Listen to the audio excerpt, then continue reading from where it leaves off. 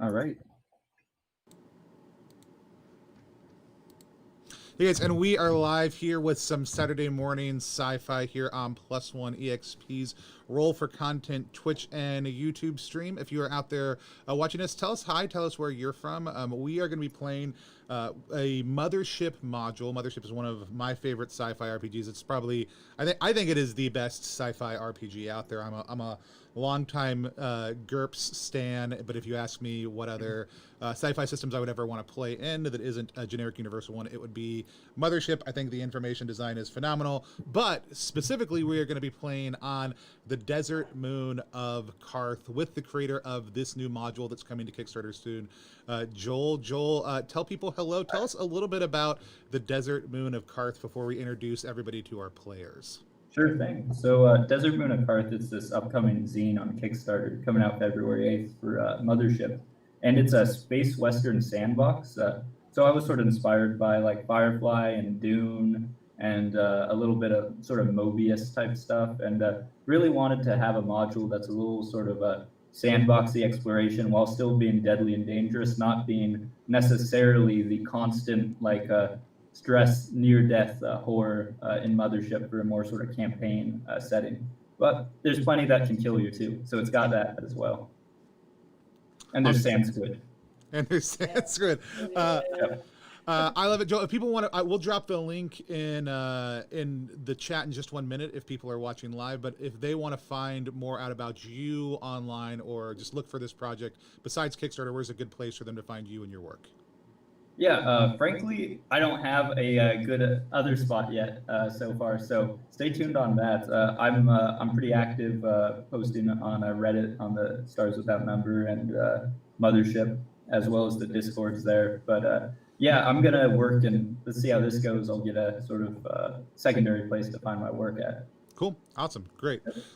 So let's introduce our players today. We may have another player joining us shortly, Parrish, who, if you guys are regular fans of the stream, you will know him from both our previous Mothership play, but also some of the other ones. We may have had a slight time confusion on it. I'm going to go ahead and assume it's probably my fault. He may join us shortly, and if he doesn't, we'll just play with all of us, but we'll just leave him on the ship until he either shows up or doesn't.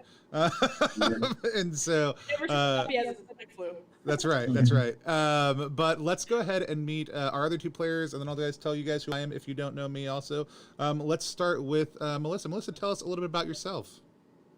Yeah, so I'm Melissa. I play a tabletop RPG, Pokemon 5e, with my husband Steven and my friend Matt on our channel Hivestream. Working before and after school, GM for them on a 5e game for far too many of them, but they really enjoy it. And yeah, that's me. Awesome. I'm going to turn down my speakers really quickly. So we're getting a light echo. Steven, tell me who you are, where people can find you, and why you're excited to play Mothership today. Why am I excited to play Mothership? Well, let me tell you. My name is Steven Rosia. I am an artist, writer, storyteller. I DM a Pokemon D&D game on the Hivestream channel with Melissa and our friend Matt. You can find that on both YouTube and Twitch live every second Monday. Our next one is this upcoming Monday. I also make comic books, and I'm currently working on a video game. So lots of creative pursuits that you can find out more about on twitter.com. My handle is @StevenRosia. Awesome. And as always, I'm at Tony Vicinda on across social media platforms. I'm the chief alchemist here at Plus One. You can find us at Plus One EXP. We are a brand that multi-classes in tabletop game design, beard and skincare alchemy, and the Bardic College of Content Creation.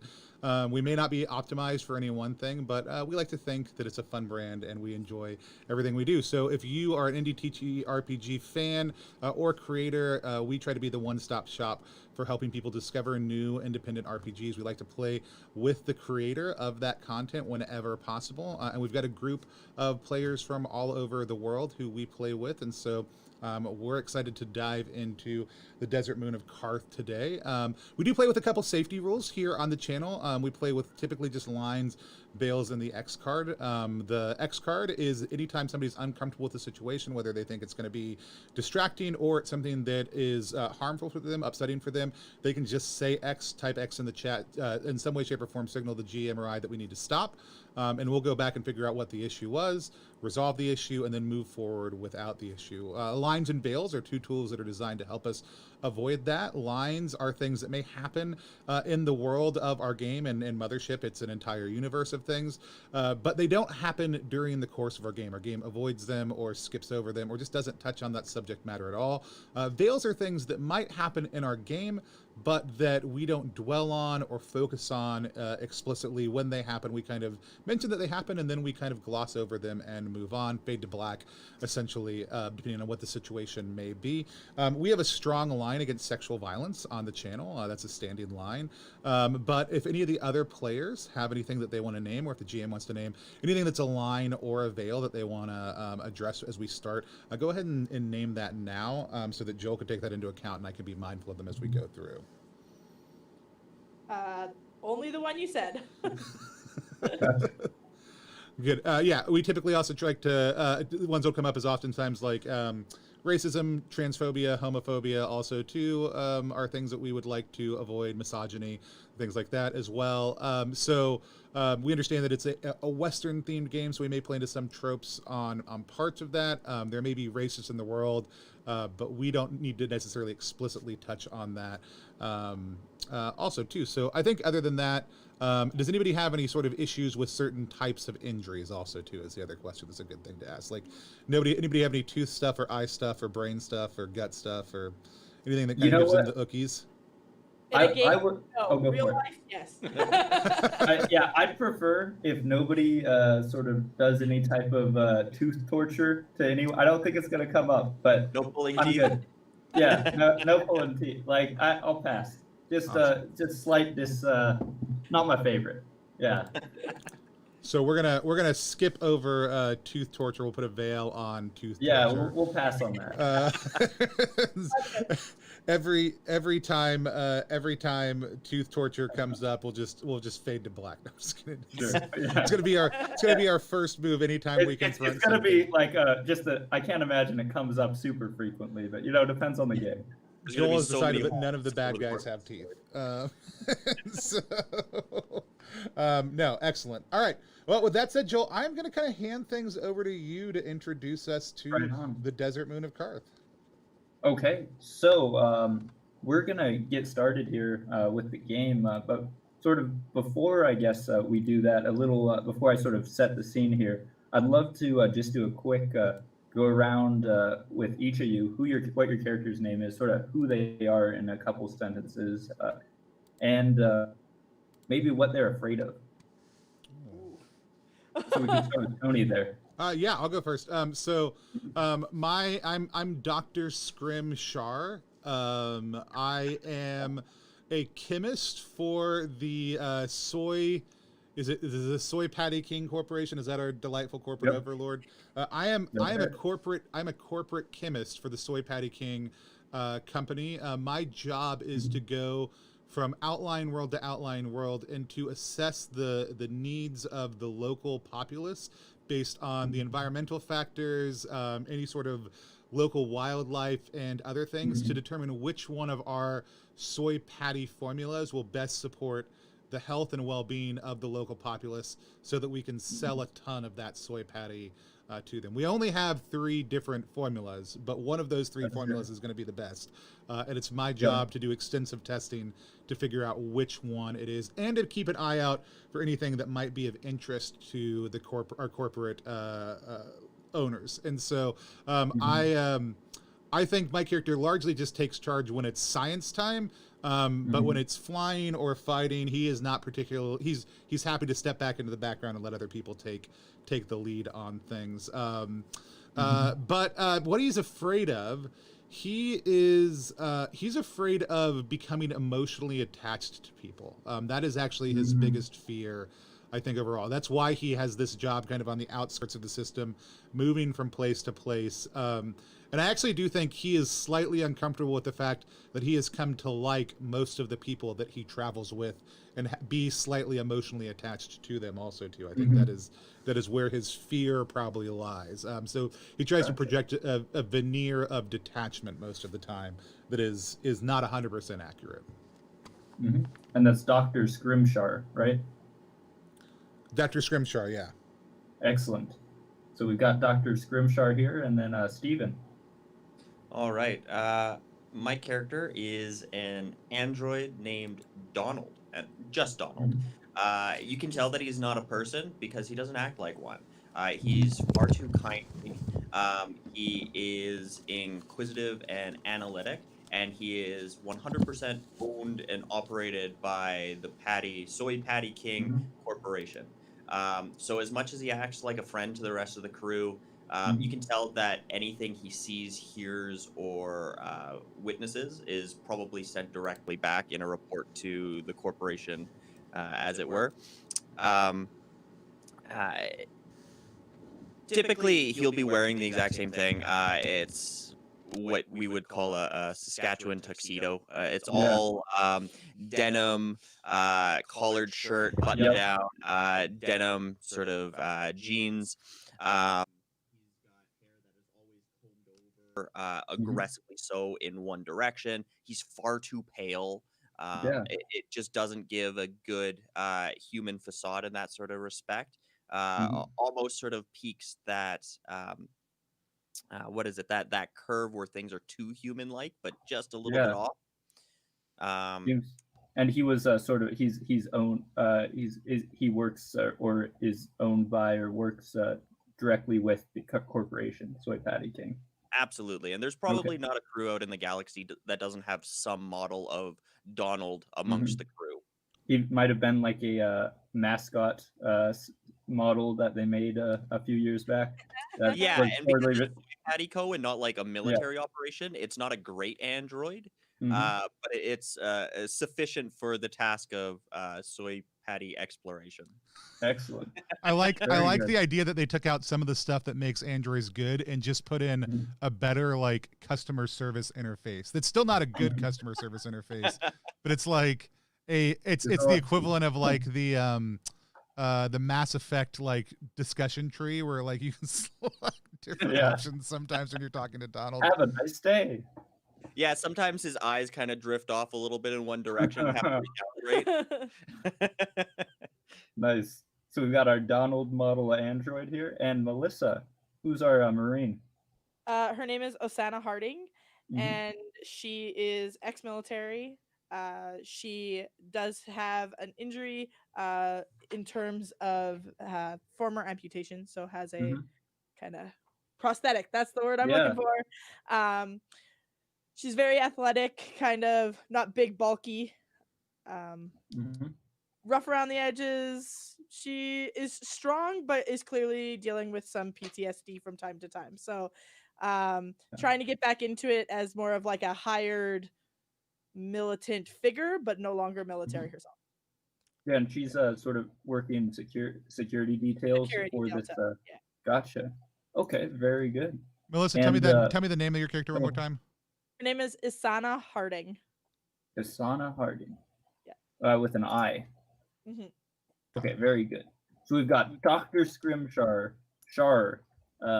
Donald, and Isana Harding, who are our trustworthy crew today. And as y'all might know, sort of Mothership likes to have a sort of alien 1980s type sci-fi setting there. So of course you're in cryosleep on your way to Karth. It's a pretty long haul, maybe a couple months. It is in the boonies, and you've been to some boonies before. And your first sort of waking moments for when you're awoken from your cryosleep, you feel this chill, this cold, and you hear a soft voice in the background, and glowing green light, and you can see you're in a sort of pod there with sort of frosted glass, and you hear, "Good morning. We are currently on approach vector to the Desert Moon of Karth. Please repeat service and a smile to unlock your cryopod. And there you are. Service Yeah, and the a answer smile and lies- coffee, please. Service and a smile. So Dr. nice. Scrimshar, Yeah. It's, Donald, model android, and please repeat, Izana. Service with a smile. Cryopods unlocked, and there's this nice sort of and they lift up, revealing the interior of your sort of ill-equipped corporate spaceship.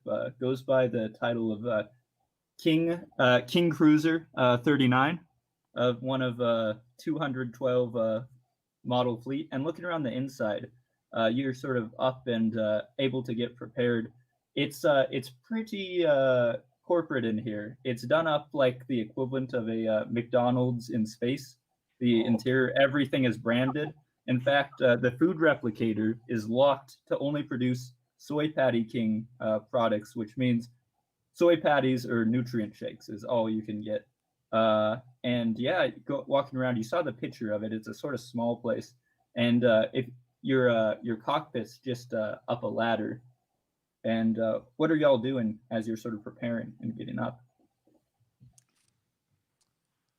Assessing what equipment we have available, I suppose. Like, Yeah. out here, security detail.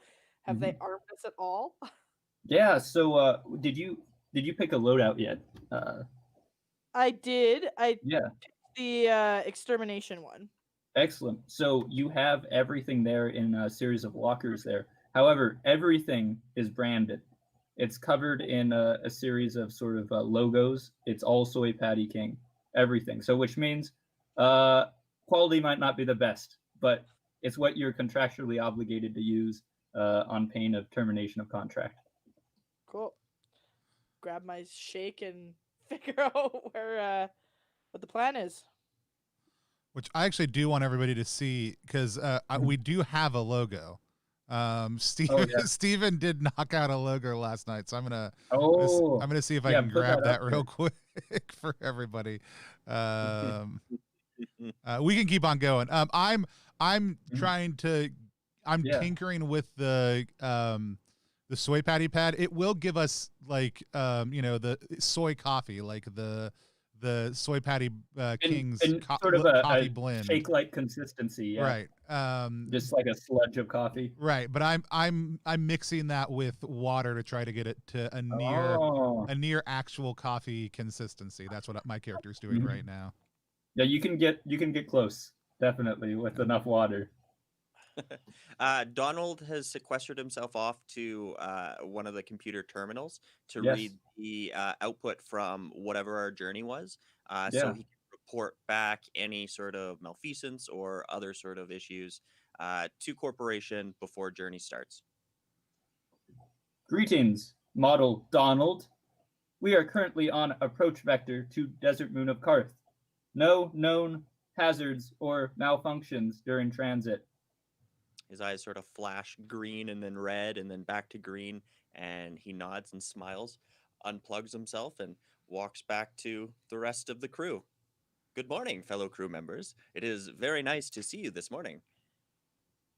Yeah, Me too. it's great. It's great. I see no one has experienced any troubles during their cryosleep, and that the process of awakening has begun. Ha ha ha ha.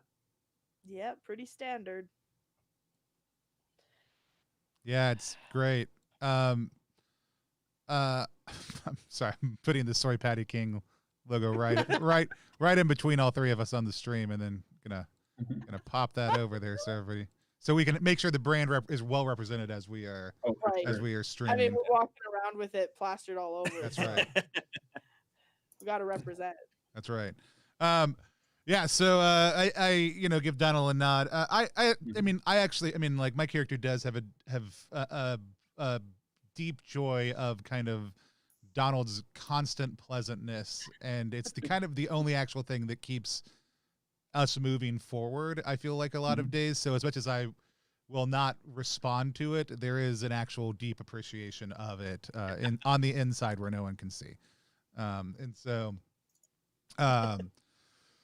So yeah, I'll go over and start checking things. I've noticed that our pilot / teamster has made their way up to the front and is going through whatever amounts to docking procedures. Yeah. For this, and drop them off a cup of coffee, then kind of come back to check supplies, and just kind of make sure that we have our hover, like our future sci-fi wheelbarrow is fully equipped. You have a no, sorry, our paddy wagon. Make sure our paddy your paddy wagon trademark is properly equipped. You have one empty paddy wagon available. To access, use access code grab a paddy. Grab a patty. Access granted, and it activates. And it seems like a lot of things are DRM locked. Is there any information we can access on the planet itself, or is it pretty uncharted? Do you seek, or are you asking the computer? Yeah. All right, I just default to very good. Yeah, asking the computer. It takes a bit. Sort of, there's some buzzing and whirring and sort of a disturbing crunching sound before it sort of spits out an answer and says, "You are approaching the Desert Moon of Karth. Details are as follows. It is 167 miles in circumference. It is hot. 87 degrees Fahrenheit or Celsius, indeterminate.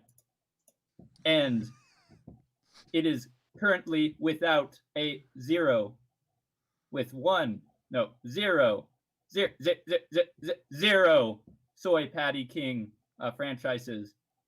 In order for us to activate said re-entry procedures into the corporate core worlds, I must see confirmation of franchisee activation. Thank you, and have a nice day. Glad to know what we're walking into. If you have specific questions, please phrase it starting with I don't want to be batty. I must grab a patty. Or alternatively, don't be batty, grab a patty. And I shall respond. Thank you, and service with a smile.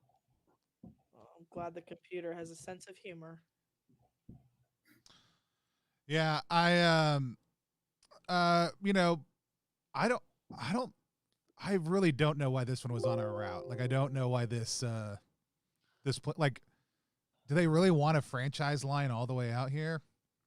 On a desert Of course, Doctor. Where else would we offer the exclusive joy of Soy King patties?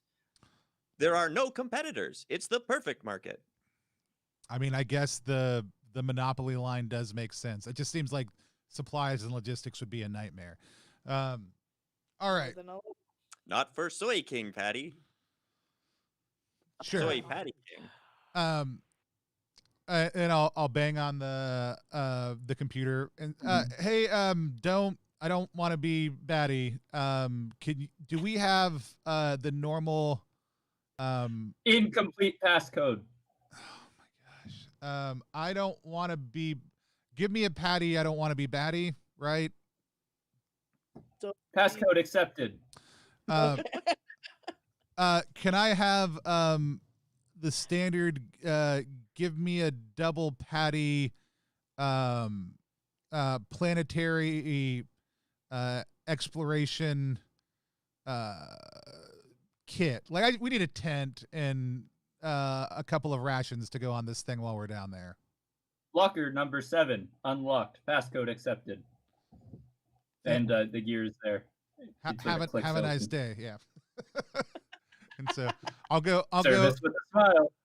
I'll go and retrieve the PREs, the patties ready to eat, and the big branded tent that we use to check in with franchisees and do the basic medical stuff. All the other stuff I have in my personal kit, so I'll grab that also too and load it onto the patty wagon. Very good. Notification. Docking has been denied. For further information, please contact. What are they called again? Control, air control, space control, via the radio. Denying docking. Donald, do you want to go take care of that? Seems right up your alley. Docking. Yes, I can handle that.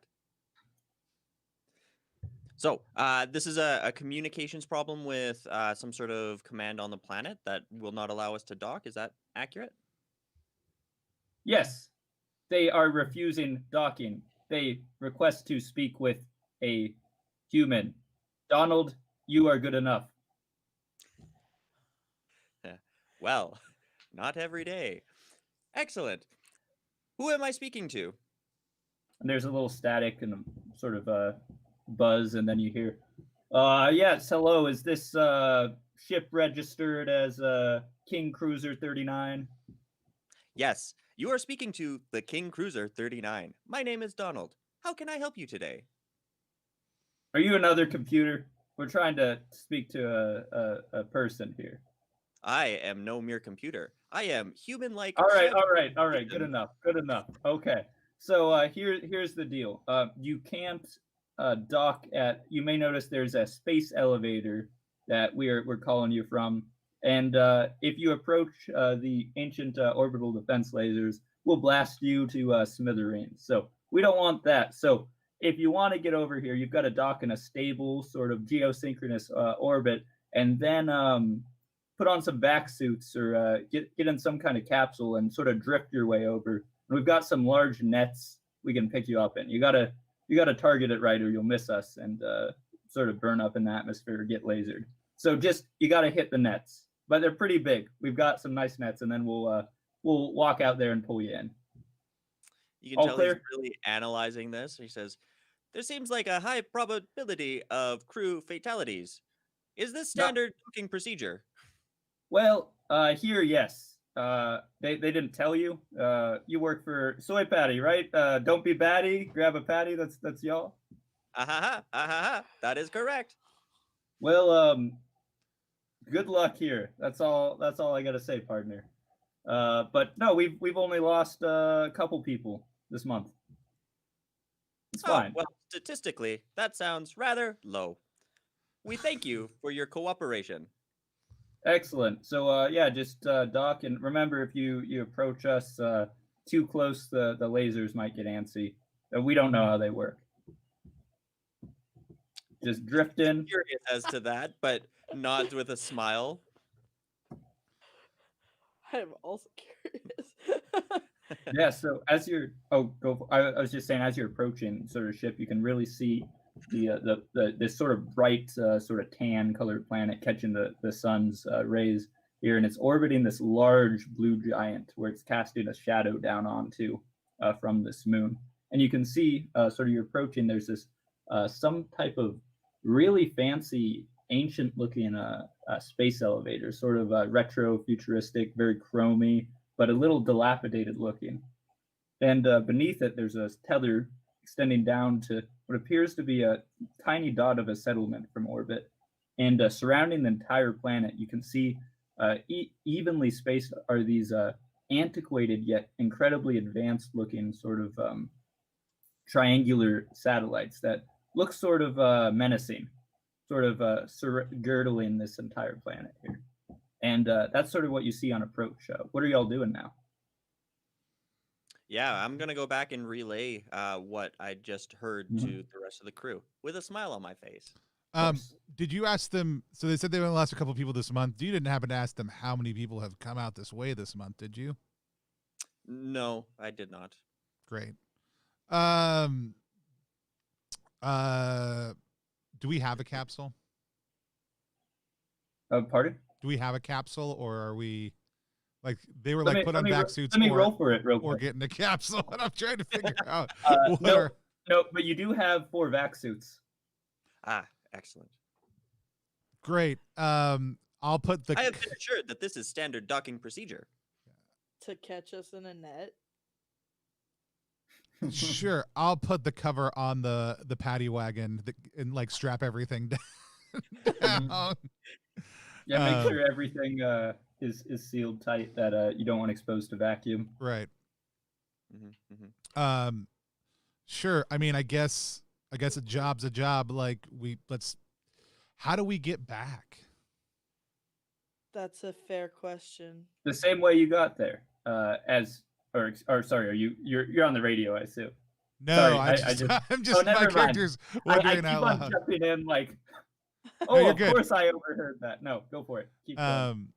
I guess we'll figure that out on the other side. It's it's space. Yep. We will have no need to return if we do not establish a franchise. That's true. All right. Fair. Did we put the free sample pack in? Did somebody grab the free sample pack? Yeah. I'll go grab it. That slotted in. All right. I guess we'll get into our vac suits and Yep. and shoot ourselves out of the butt of our ship. Yeah, so you know that basically if you start off in the right sort of direction, you will continue in that direction as how space works. But it's fairly easy. So how are y'all launching yourselves out of your airlock here and trying to sort of hit this sort of almost Space Needle-esque sort of top of this elevator with what you can now see are some synthetic material nets sort of spread out in a wide sort of couple football field sort of square. You're about a mile away. Yeah, as the ship pulls around, Donald's definitely going to be watching our approach to see sort of line up a direct shot, Yeah. sort of smiling and watching out the window. He intends to be the last one out, ensuring that the rest of the crew makes it on their mission successfully. Mm-hmm. Yeah, just Very kind of good. wait for it to be lined up, and we're all vacuum sealed in our little basic jumpsuits. So, aim and give Are you a lead- good go at it. Sure. So you're leading the way and sort of pushing off Yeah, with your pushing feet off from and the going. ship after purging the airlock. Excellent. And you start drifting. And you're heading out. What's Dr. Scrimshar doing as you see your security detail sort of floating off into the void? After the security detail goes after Asana is clear, I'll push the paddy wagon in the direction that I think will lead me to the nets and drive it out in front of me and float behind it. Great. And so you're sort of going right, trailing behind with your hands on this paddy wagon crate, drifting behind it. Then you see this view, Donald, as leaving you alone. All the humans have left the ship and are drifting away. Are you following?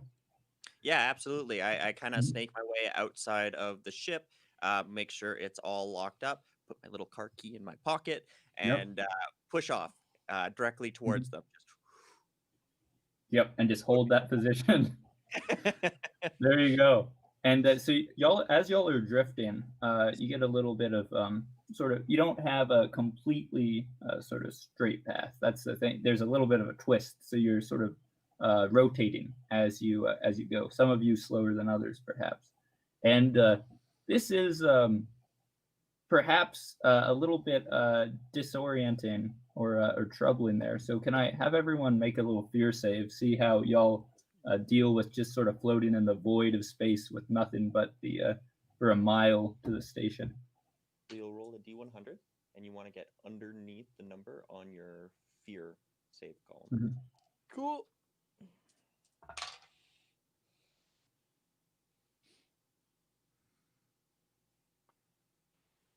I match my fear save. Matching. I believe. Let's say I don't have I'm not coming up with if it's this. Which is surprising. You call it either way. I'm fine either way. Yeah, I think same. I think we're going for under. Okay. So that's what I thought. Yep. I think with save that's the case. With stats, it's matching is good. Saves it doesn't. You failed still. So I am afraid I think I'm Yeah. spinning faster than everybody else because I've got more mass because of this giant wagon in front of me, and so that is like I'm seeing this. Everybody else is seeing like this slow rotation, and I'm seeing this speed Yeah, of rotation. it's a lot of sort of more Sorry, G-force than you'd like on the spin. Yeah. Yeah, androids don't get afraid very easily. Their save is very high, and yet I failed with a 92. Donald is yeah. definitely judging our trajectory and having Uh-huh. some serious doubts. Yeah, it's looking like you're gonna if you hit the net, it's gonna be pretty near the edge of the net. All the From math Your calculation, Donald. Donald's not now- Donald's not afraid of. Also feared. Yeah. Sorry, what was that, Azan? I rolled one above mine, so I'm also feared. Okay. Well, this is not standard sort of Soy Patty franchisee sort of actions here. So it's out of your comfort zone, perhaps. And the void of space is not a friendly place for corporate employees, I suppose. And I'm going to have everybody that is actually a maxim from the employee handbook. The void of space Yeah. is not a friendly place. Like it is one of the first things they teach us in SoyPatty King orientation. I also love. I think that Donald is not actually scared for his life. He's scared of if we miss, what happens if there's never a Soy Patty franchise on this planet. That's what's creating existential dread in Donald potentially. And Yeah, so- they programmed in existential Yeah. dread for sure. And so y'all are drifting through, and everyone's going to take a point of stress from this activity here, as it's it's not terrifying, but it's not scary. You're dealing with a lot of thoughts perhaps in your heads as you're drifting through this inky black void towards this rather small silver net, and luckily for you, your ship seems to have been placed in pretty stationary orbit. And Donald, though the calculations were a bit iffy, got it just right enough that you're hitting near the edge of this sort of large rectangular net that you're approaching. And it's going to be pretty easy to grab onto for most of you, except as we noted, we've got a little bit of a spin going on from our doctor, sort of really top spinning towards it at a sort of more difficult pace. So I'm gonna have you make a quick sort of check here to grab onto it, and then we'll see what happens after, and not maybe bounce off. So that's gonna be a speed check here. I'll prep my backup character just in case. Oh, for sure. We'll pick one up. Spin, Doctor, spin. Is this speed? Yes. That is a success. Beautiful. So you're able to, although, and you see somebody is walking out on the net in some bulky, sort of bubble helmeted armor with looks like some kind of sort of marine or something with a tether walking out to y'all. And you, Doc, just are able to grab onto the net at the last minute, just with only your hand being the only thing holding you from the void here, luckily. And yeah, you clamber on. Nothing lost. Everyone intact, and the crate, the Soy Patty crate, all intact as well. And this fellow with. Do you have now? Do you think you have radios in these suits? Would they include that? It's like real scratchy. Yeah. I think vac suits at default do include comms. Excellent. But yes. Yeah. It's very scratchy. And the music from the corporate jingle plays every single time you start before you can start talking, you have to go through the corporate jingle. SoyPatty King is for me. Yep. And you hear a sort of buzzing, sort of fritzing on your radio, and you hear, all right, so you made the journey. Just come with me. Grab onto the tether. Oh, you didn't tether yourselves on the jump over? Well, no, it worked out. Nothing to worry about. Maybe don't do that next time. I mean, but these aren't exactly traditional docking procedures. well, you're right. You're right. I've been out here a while. How about y'all just come in with me, and we'll tell you the lowdown, and you can pay your fees and head on down, and have a good time on this accursed planet. And so he walks you along this map here, or along this net, sort of jungle gym style, sort of holding on, feeding part of it, until you get to this the sort of airlock on this place. And you can see up close, this appears to have been like a really some kind of ancient, like high-tech construction here. We're talking smooth, sort of retro futuristic Jetsons type Space Needle top type look to this elevator, but it's like sort of retrofitted. So this airlock is new, sort of modern technology. It's clunky, and it appears to have a slight leak, but just a slight one. And it opens up. You're able to walk on inside, sort of purges, and releases with a hiss. And you can see you're in some kind of sort of fancy, sort of white-plated lobby here. It's got all sorts of very smooth, overly smooth furniture, with a bunch of also crates and cots set up, sort of hastily made, and a small sort of checkpoint box that seems to have been put up. These folks and seem to be sort of running this place for fees, and you can see they have a logo, and it says Manian Expedition Force, improving worlds, one moon at a time. And each of them, they seem to be wearing this sort of battle dress, sort of, and looking pretty bored. A lot of them are wearing these sort of parkas, as it's a little chilly in here. It seems like the temperature regulation is a little wonky.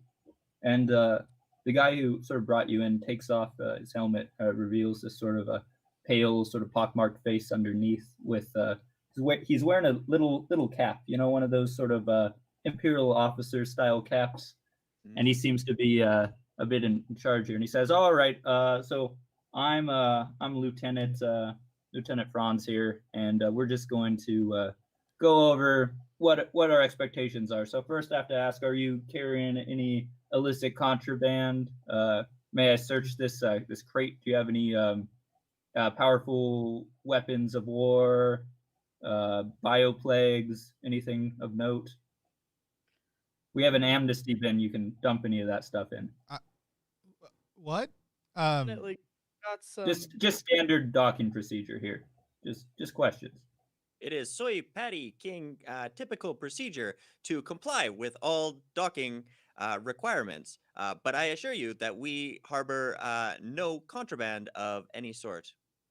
You mind if I just do a quick scan here? Half grenades and shit.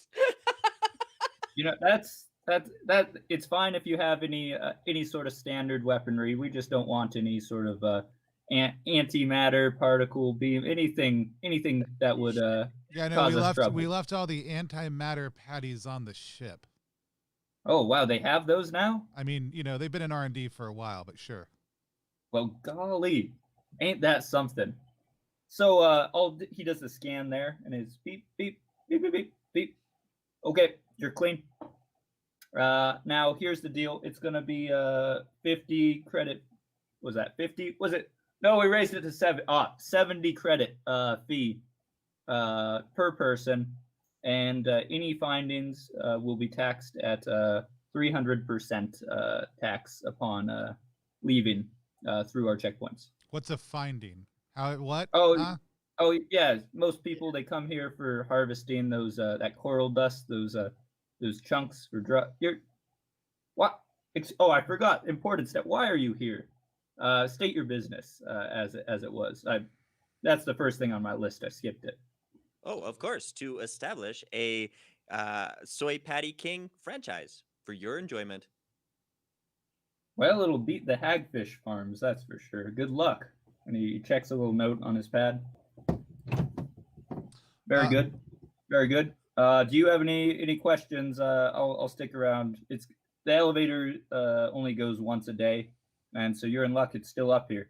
We don't know how it works, but it'll only go down once a day and up once a day. So If you miss it, you're out of luck for a little bit. Oh, so like you guys don't control it. It just decides... Oh no, we came here. We just discovered this way on, and now we maintain it and take our fees for maintaining it for others to access this this place. You maintain the machine. You don't know how it works. Yeah. And you're asking a lot of questions there, buddy. And he sort of like You know, when has a evaluating aggressive tone. when evaluating franchise opportunities, you have to be thorough. I mean, you know, we've got to know what the customer experience is going to be like. all right, but just let me know. We've got our eyes on you. There's people down here. If we see funny business, well, we don't want to see funny business. You know, keep it on the straight and narrow as much as you can. Of course. Will do. Very good. Well, elevators that way. Just pay your fee to Gerald there at the gate, and we'll hit that button and send you on down. And I was walking over. Did you guys bring credits with you? I just slap Donald on the back and say, "Oh, I mean, he's probably got pockets full to cover us all, right? Of course. Right, buddy?" The company will cover the entire expense. Excellent. There we go. And I pull out a little coin purse and open it up and start. Yeah. So do you happen to have 150 credits? Yes, I do. Right on. It's good because I had 38. Actually, hold on. I don't know if I do. Let me double check. Yeah, I feel like because it's either you take one of the loadouts or you get money, not both. Yeah. Exactly. Oh, okay. I might have done both, so I don't. So yeah, I guess I open up my coin purse and a little space fly flies out.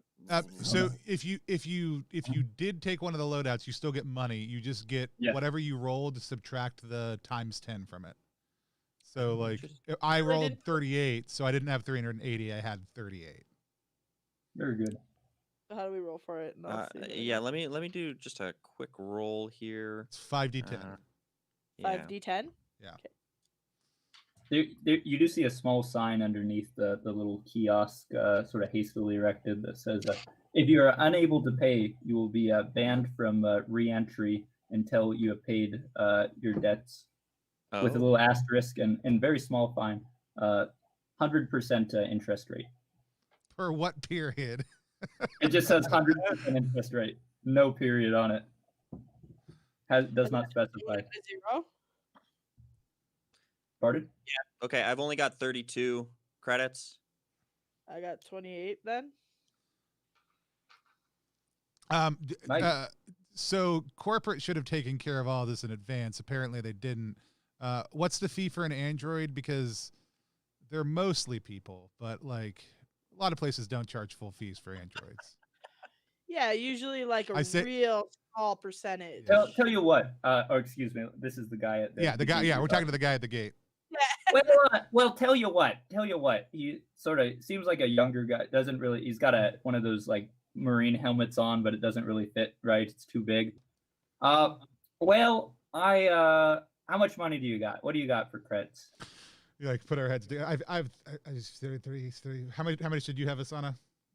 28. So that's 60 plus 38 is 98. I don't know why that second part took so long. 98 credits. Yeah. Here, give them here, and we'll settle up. We'll deny you a re-entry until you pay the remainder of your fee. Oh well, in that case, we don't have any money. You don't have any money. None at all. Like we'll have to pay you. We'll just have to pay you everything on the way back up. I think I'll take that 98 right now, though. Well, but you said, I mean, if you're not going to let us back up either way. Exactly. Yeah, but I'd like to have the 98 now. But then you won't get the interest on the 98. Oh, you are. This is why they hire you at the corporation. Okay. Yeah, I can do basic math. I did work my way up from cashier to corporate chemist at one of the Soy Patty franchises. So I do know how to make change. We don't, I don't get taught that type of fancy stuff out here, but look, 100% Oh well, in that that'll case, be- let me explain to you. It's better to not take any of our money, claim the 100% interest, and get more money when we're on our way back up than it is to Okay, have that don't money. push your luck, mister. Look, we'll let you down, and then you get the credits. You pay us double, 300 or so should cover it. Everyone on the way back. Okay. Great. So, well, hope you enjoy your time at Karth, and don't get killed down there. Yeah, speaking of that, what's down there to kill us? Oh yeah, well, there's the sand squids, so you got to be careful when you're heading out into the desert. Those sound There's cute. there's some of the folks who were there before. We don't know the specifics too much, but there's some kind of sort of tribal park rangers, and they seem to be fighting with some real fancy folks who they like to. Rumor says they like to steal organs, but I don't truck with that much. And there's all sorts of critters out there, but mostly you just watch your pockets. Don't get robbed, and never trust a camel that won't look you in the eye. Good advice. Sure. That's what I got, and that one's free. Thanks. What do you guys like? So you guys just live up here? Yeah, we watch the gate. We manage it, and shoot people if they try to get in for free. Okay. Mhm. Yeah, we're the toll people. What do you guys eat? What do you guys eat up here? Well, there isn't much. They ship up some hagfish patties from down below once a day, and it's not great. Hagfish It's not patties great. aren't chemically balanced to help you get the most out of life. I don't even understand. Well, it's what we got. We're from a water planet originally. We don't like it, but it's traditional. It's what we make. We don't really have many other food options besides, well, we eat camel, and there's some carrots people grow, and that's about it. We got some bad processors that mostly do gray ooze that has some nutrients, and yeah, that's our diet. Look, I'll tell you what. What if we could hook you guys up with like a couple weeks of soy patty meals? You guys. Well, I don't make the decisions here. I'm just the toll guy. But if you want to talk to someone who makes a deal, tell you what. You talk to your. We got to get going. Like we oh, got to yeah, turn this around. He's down the. Oh, is he? beanstalk Okay, there. yeah. Who do I talk to down there? Marshal Moses Clark. He sort of runs the Manian Expedition Force and all of the Marines. He can maybe work a deal out with him. Cool. Sounds great. Yep. Well, happy trails. Don't Thank die. And he presses this sort of a large lever there, and it opens. You can see behind you. You're in a sort of lobby, and behind you is sort of where the space elevator descends, and it's sort of this donut-shaped sort of structure with the sort of a pylon, the wire in the middle of it, and it opens these doors much more smoothly than some of the clunky buttons they have, and reveals this interior with some uncomfortable-looking sort of oval-style benches that are just sort of these three-dimensional blobs, sort of abstractly done.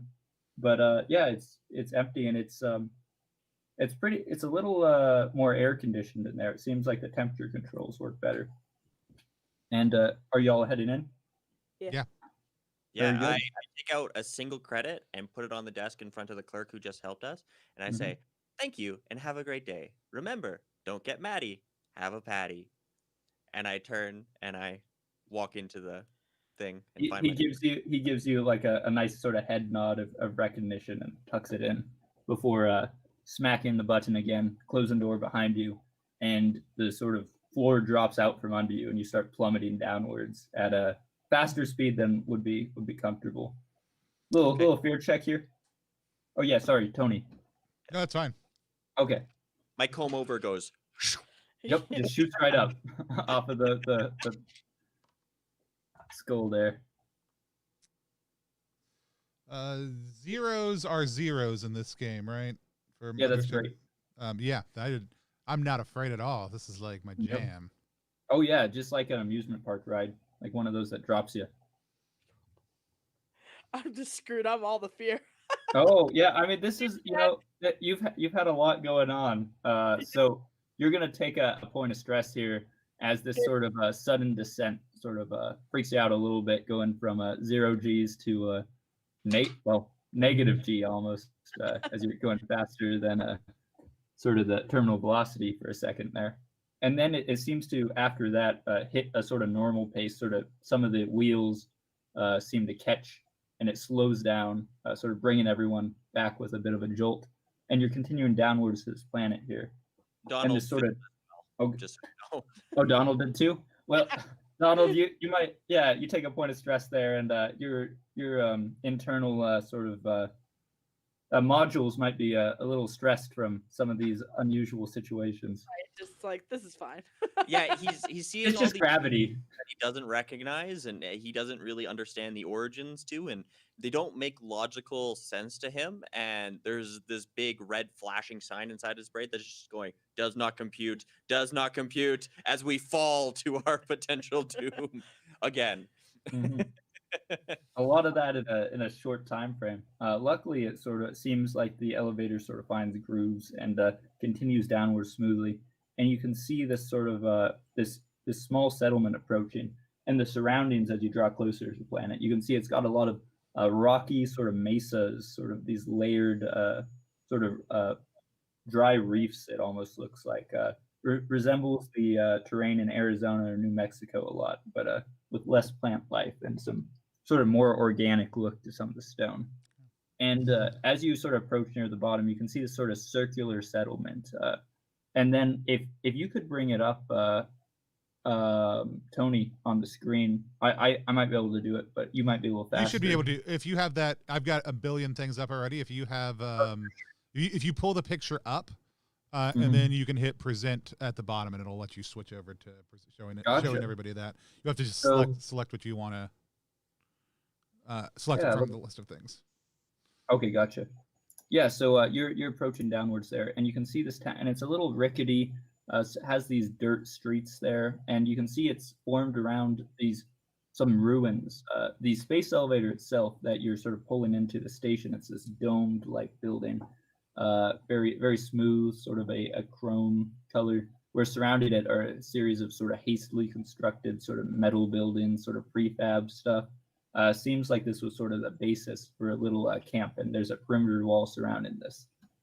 And if I know how to present correctly, let's see, a tab, and then I click on this. Nope. So present now, a window. Okay, interesting. So I have the picture. We don't need to mess around with this too much, but so I've got the picture in a different, like not in a web browser. Yeah. Windows should have been the right thing. If not, let me get it pulled up real quick. Here, I'll just do entire screen real quick. Yep. Boom, you see that? Hey. Yep. Yeah, so here we go. This is sort of what you see as you pull on in. The resolution's not super great. I may have to move the SoyPatty King logo down to the bottom corner so that people on the stream can see it. Hold on. Oh yeah. I'll move it to the top corner, as the SoyPatty King should never be put. Yeah, not on the bottom for sure. That's not in the contract. So you can see this sort of central building right here, and then real quick, there's a little sort of map drop down that like prints out from this sort of retrofitted sort of inkjet printer that was just slapped underneath one of the benches, sort of with that sort of sound, and it prints out this map. And attached are some labels, which I don't have, which I'm going to just run down, give you sort of lay of the land here, right? So as you're sort of sitting in the elevator, descending downwards. So see one on the map here? Yep. So this right there is so the sort of barracks there and arsenal, it is labeled. This is labeled, number 2 is labeled Governor's Mansion. 3 is labeled Medical Clinic. 4 is labeled Jail. 5 is First Bank of Larston. 6 is statue of a founder, Lars Tanaka. 7 is karaoke bar. 8 is right there is a general store, an emporium. And then let's see, what did I have? 9 right there is sort of Sea Breeze Inn, and 10 is Hagfish Farm and Butcher. The hay. And since y'all have a good view of this, actually, you can see this instead of my face for a second. So, you approach this sort of lobby, and the doors open up, and as they open, they reveal this sort of this smell hits you first. It's like a faint whiff of sort of cardamom, sort of this spice almost that suffuses the atmosphere, followed by a sea a fishy smell of sort of sounds sort of a heavy smell, perhaps from sort of the vats you saw the of splashing figures on your way in. You can hear sort of the bustle, the braying of camels, and the bustle of various figures that on the street, the buzz of the Marines radio as they do a patrol, and the cries of vendors who sound like they're trying to sell a variety of objects. And the weather sort of hits you like a brick a little bit.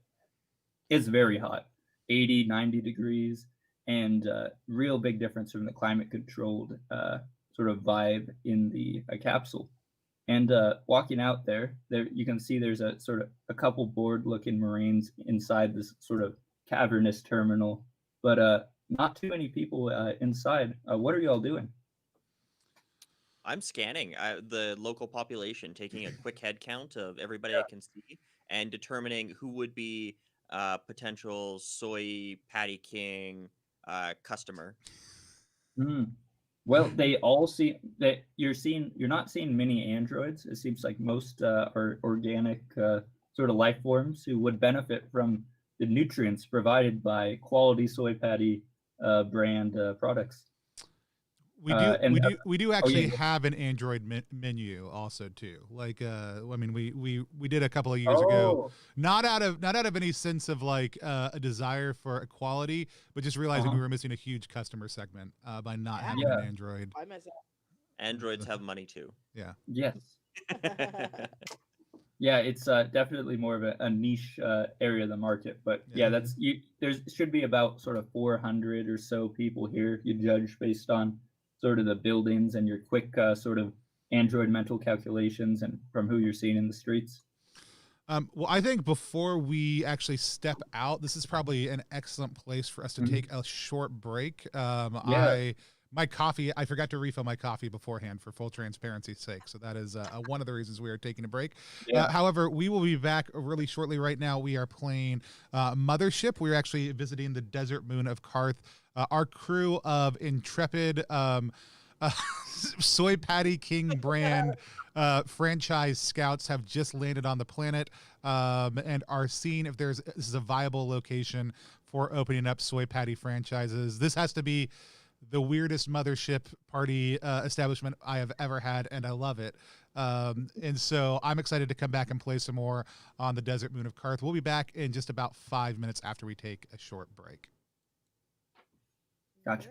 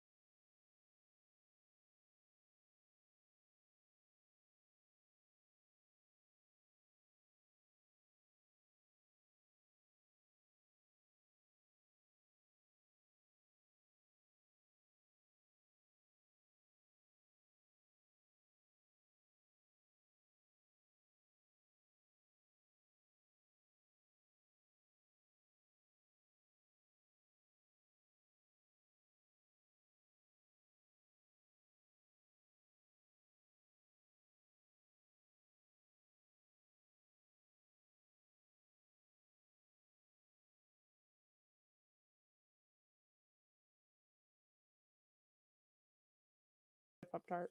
Mhm. All right, and Yeah. we are back live again on the Desert Moon of Karth, playing Mothership here for some Saturday morning sci-fi on +1 EXP. Just real quick, I'm Tony Vicinda. I'm the Chief Alchemist here at +1. You can find us at +1 EXP across all social media.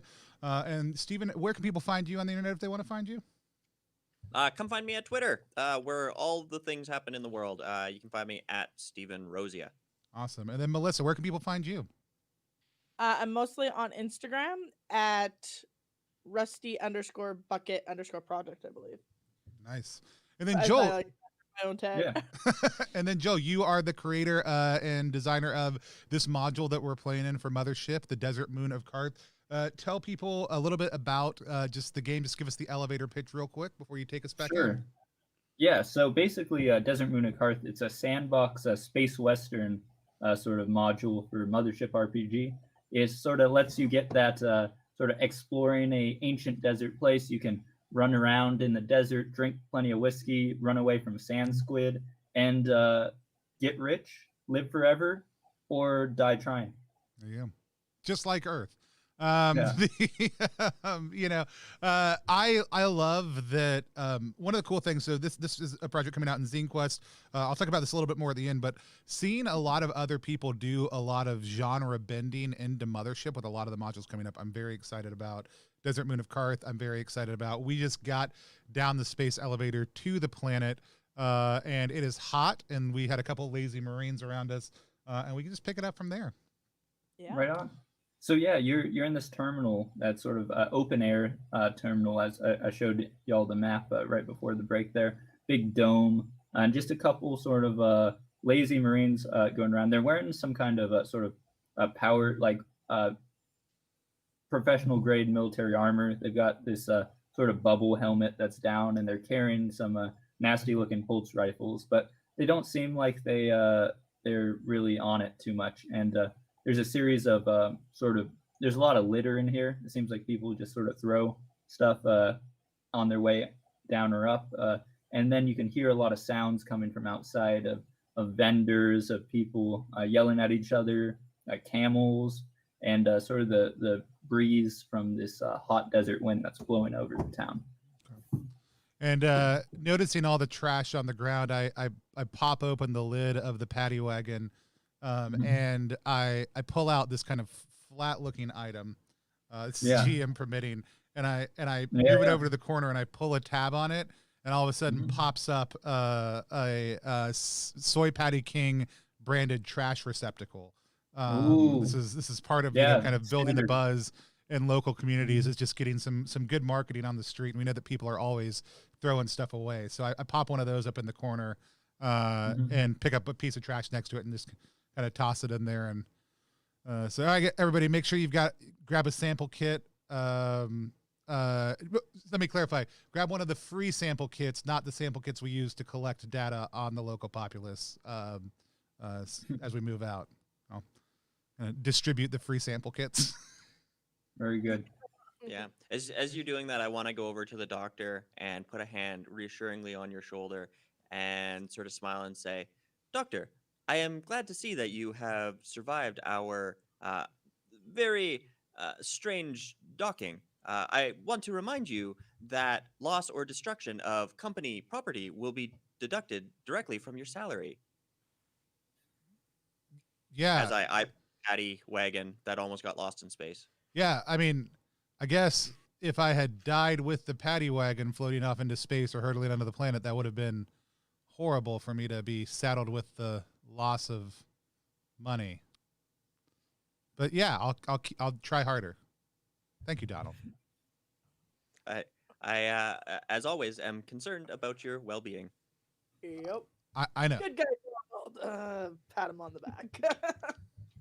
Ivana, how are you doing with this sort of situation here? What are you sort of doing as you walk out into the terminal? Well, right now, I mean, we got the corporate robot. It kind of feels like a spy, and the doctor that I feel I need to protect, given that he's the one probably coming up with the real science behind these patties. So probably staying pretty close to the two of them, primarily the doctor, and keeping an eye out for anybody suspicious. I know the guys back there said that they'll try and pick your pockets or whatever, but I feel like they tried to rob us anyway. So just kind of keep a watch on everybody and not too trusting of anybody currently. Gotcha. So yeah, y'all, there's the entryway outside sort of beckons, and you can see a sort of timer seems to have shown up in this sort of neon green, sort of just glowing out of the surface of the elevator itself, and a sort of like the metal itself has that coloration, and it seems to be counting down to 24 hours. It says 23 hours and 59 minutes, and sort of counting downwards. Counting downwards. Is that like a till night? Well, Is that our clock here? clearly this shows the 24-hour next time that the terminal will be operational. Fair. Yeah, it's interesting.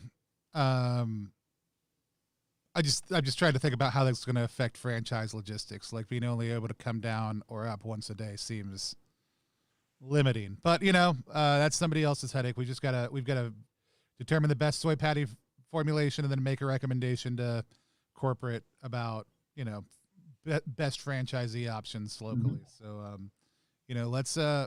let's get set up. It looks like there's a main square out there. We've got to find this Marshall Moses Moss. Was that his name? Right? Clark. And we've got to. Yeah, let's get to sciencing. So I also noticed that there was a rudimentary map that was discarded within the terminal. Is it possible that I might have possibly pocketed that? Sure, definitely. I So pull it and I sort of run my fingers over it and say, look, there may be other civilizations that would be hospitable to our cause. I'm going to bring that up right now. Yeah, so you're seeing this map that you're showing. Oh.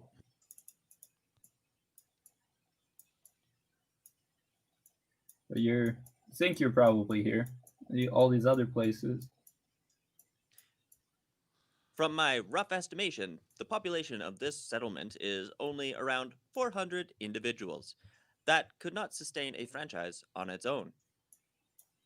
Well, but it sounds like they only have one real source of food. Like, if even 400 people, if they all ate a couple of meals every day, even just one meal a day, might do it. Good observation, Doctor. I mean, those fish patties or whatever, don't leave them with much option. Yeah, but I think that's going to be our main competition. We got to figure out who makes these hagfish patties, how people feel about them, kind of just see what's up. Very good. Marshall, So y'all Mark or Moses, I mean. So yeah, so you're heading out into the streets there. Is there somewhere in particular you're headed? And I can get that map out again real quick. Yeah, I just gonna like ask one of the guards. You guys know where? You guys work for Marshall Clark? Oh yeah. He's in the barracks more often than not. Or you might find him at the hagfish farm with his buddy, the butcher there. One of those places. Great. Awesome. What? Just follow our nose to the hagfish farm. Oh yeah, you can't miss it. Smells like shit. Are you guys taking lunch? You guys doing a meal soon? Sometime next hour or so. Yeah, here's a free Soy Patty King Deluxe for each of you guys. And they both reach out, sort of looking a little questionable, and try it. So it's mediocre. Wow, that's pretty good. Yeah, pretty half decent here. They passable. They last forever, and they're not hagfish. Yeah, you gonna start an eatery? That's the plan. Thinking about it. Thinking about it. Good luck. Good luck. You know, and this guy, the one guy bends down, sort of older looking guy, looking a little weathered, has this scraggly gray beard, and says, "Now, just you be careful now. That Idris Kosanik, the hagfish monger, you might not take too kindly to someone edging in on his turf." And you say he's friends with the marshal? Oh yeah, they go back. Great. All right. Well, thank you kindly. Enjoy the meal. Can do. It's already gone, and then they go back to sort of throwing pebbles at the wall and not doing much. Doctor, is it right for me to assume that you seem to have some sort of a plan? I mean, our job is to make an assessment. I mean, we got to talk to the marshal. We've got to figure out a way to make extra credits to be able to get back up off planet. So, I mean, we're not really allowed to sell free samples, so we're going to have to make some kind of deal if we want to get out of here. Marshall's the guy to talk to. We have to deal with this Idris guy. Gal, person. But I don't know if it's a plan so much as a strategy right now. Yeah, I mean, we got to talk to the competition. We got to get some cash. Human intuition is very exciting. I look forward to seeing where this goes. Very good. So yeah, where are y'all headed? Do we get the sense that the marshal is the person in charge of the town, or that this expeditionary force is a separate faction, that there is somebody, but there is somebody who is a local leader also? So sort of from some of the signage you see, it seems like there's a governor of sorts, the governor's mansion on the little map, and this marshal, the relationship was unclear, either works for them or with them. Okay. Or there doesn't seem to be a conflict. You don't get the vibe there's an active conflict from looking around this small town. The governor probably would have been our primary contact, then, I would imagine, as far as looking at franchisee stuff. So I think that's actually probably who we're going to try to track down first. Gotcha. Very good. And oh, go for it. Sorry, Melissa. Yeah, we should head to his mansion. Gotcha. So walking sort of around out into the street, you're sort of have to maybe shade your eyes a little bit as this sort of blinding sort of sun hits you. And this sun, it's absolutely not. We take out our SoyPatty King branded hats. You whip them out and put them on. And they shade you admirably from this beaming light. It's sort of a harsh sort of white light. It seems more intense than a lot of sort of suns that you've ran into.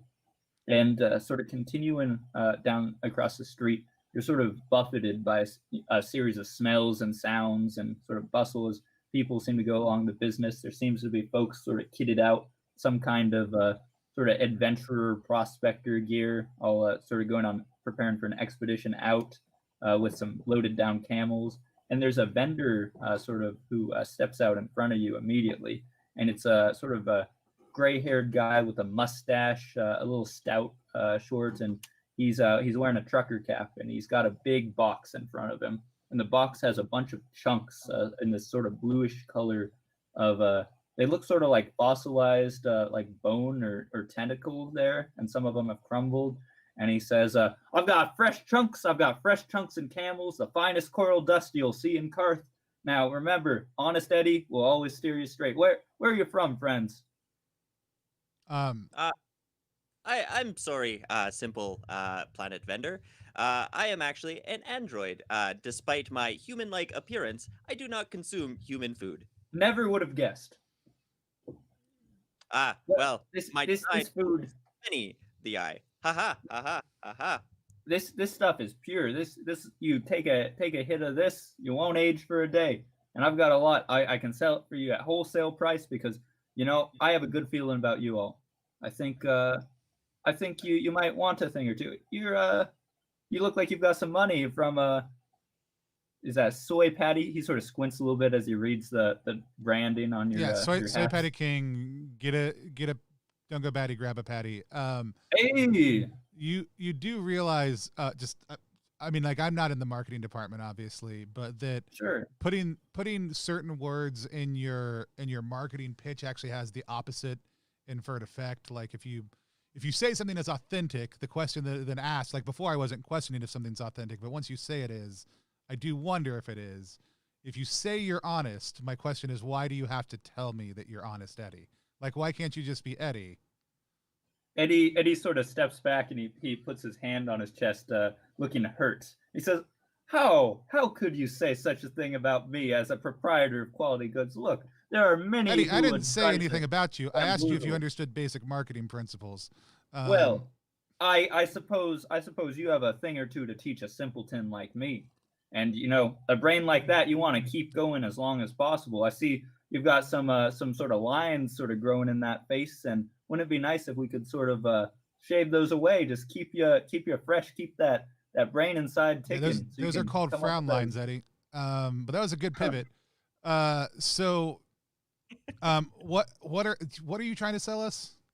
Oh, some you don't know what this is. Weegoy parts, mumia, coral dust, Karth Pow.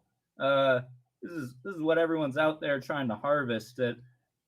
You take a hit of this, put it in your water, snort it. You don't age for about a day, and then you keep the doses going. You can keep this sells off world, 1,000 credits a dose, just for a little pinch.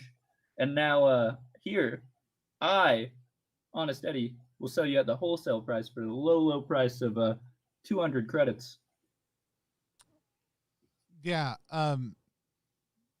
Eddie, I uninterested scrimshaw. All right. How about a tell you. camel? I've got a lot of camels. You seem like you might need that. Do you also consume camels on this planet? Well, not these camels. That's when they get old, and they're not good for much. These are fresh. These are fine racing stock from old Earth. From old Earth. Oh, yes. Yeah, here's the thing, Eddie. We don't have a lot of money right now, so I mean, we're not your target market. I mean, like, you've got to make sure you're priced correctly for your target market, and all things. Like, we're here to check out whether or not this place can sustain a franchise or three. For Soy Patty King. I mean, maybe on the way back. All right. You know best. Corporation knows best. That's what my mom always said. And the corporation knows all kinds of things. Absolutely. The governor we're looking for. Oh, absolutely. I can tell you that. And free of charge.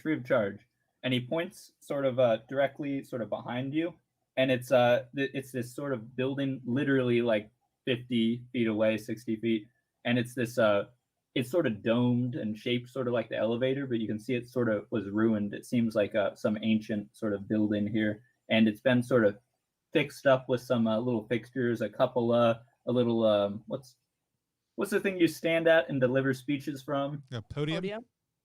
Yeah, like a podium, like the balcony, like a Pope style balcony, and it's got, you can hear sounds like there's some fountains inside, a little courtyard, and there's some vines that are hanging from it, which are currently being misted, which is probably pretty expensive for how dry this place is. And you just gestures that way. Hey Eddie, so is this a good spot? Like, do you get a lot of traction here? Well, you hit as marketer to marketer. After all, you're in the biz, I'm in the biz. We're basically peers. Absolutely.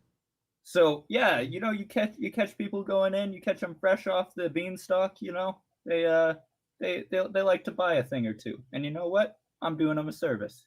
Got to make sure you hit them before.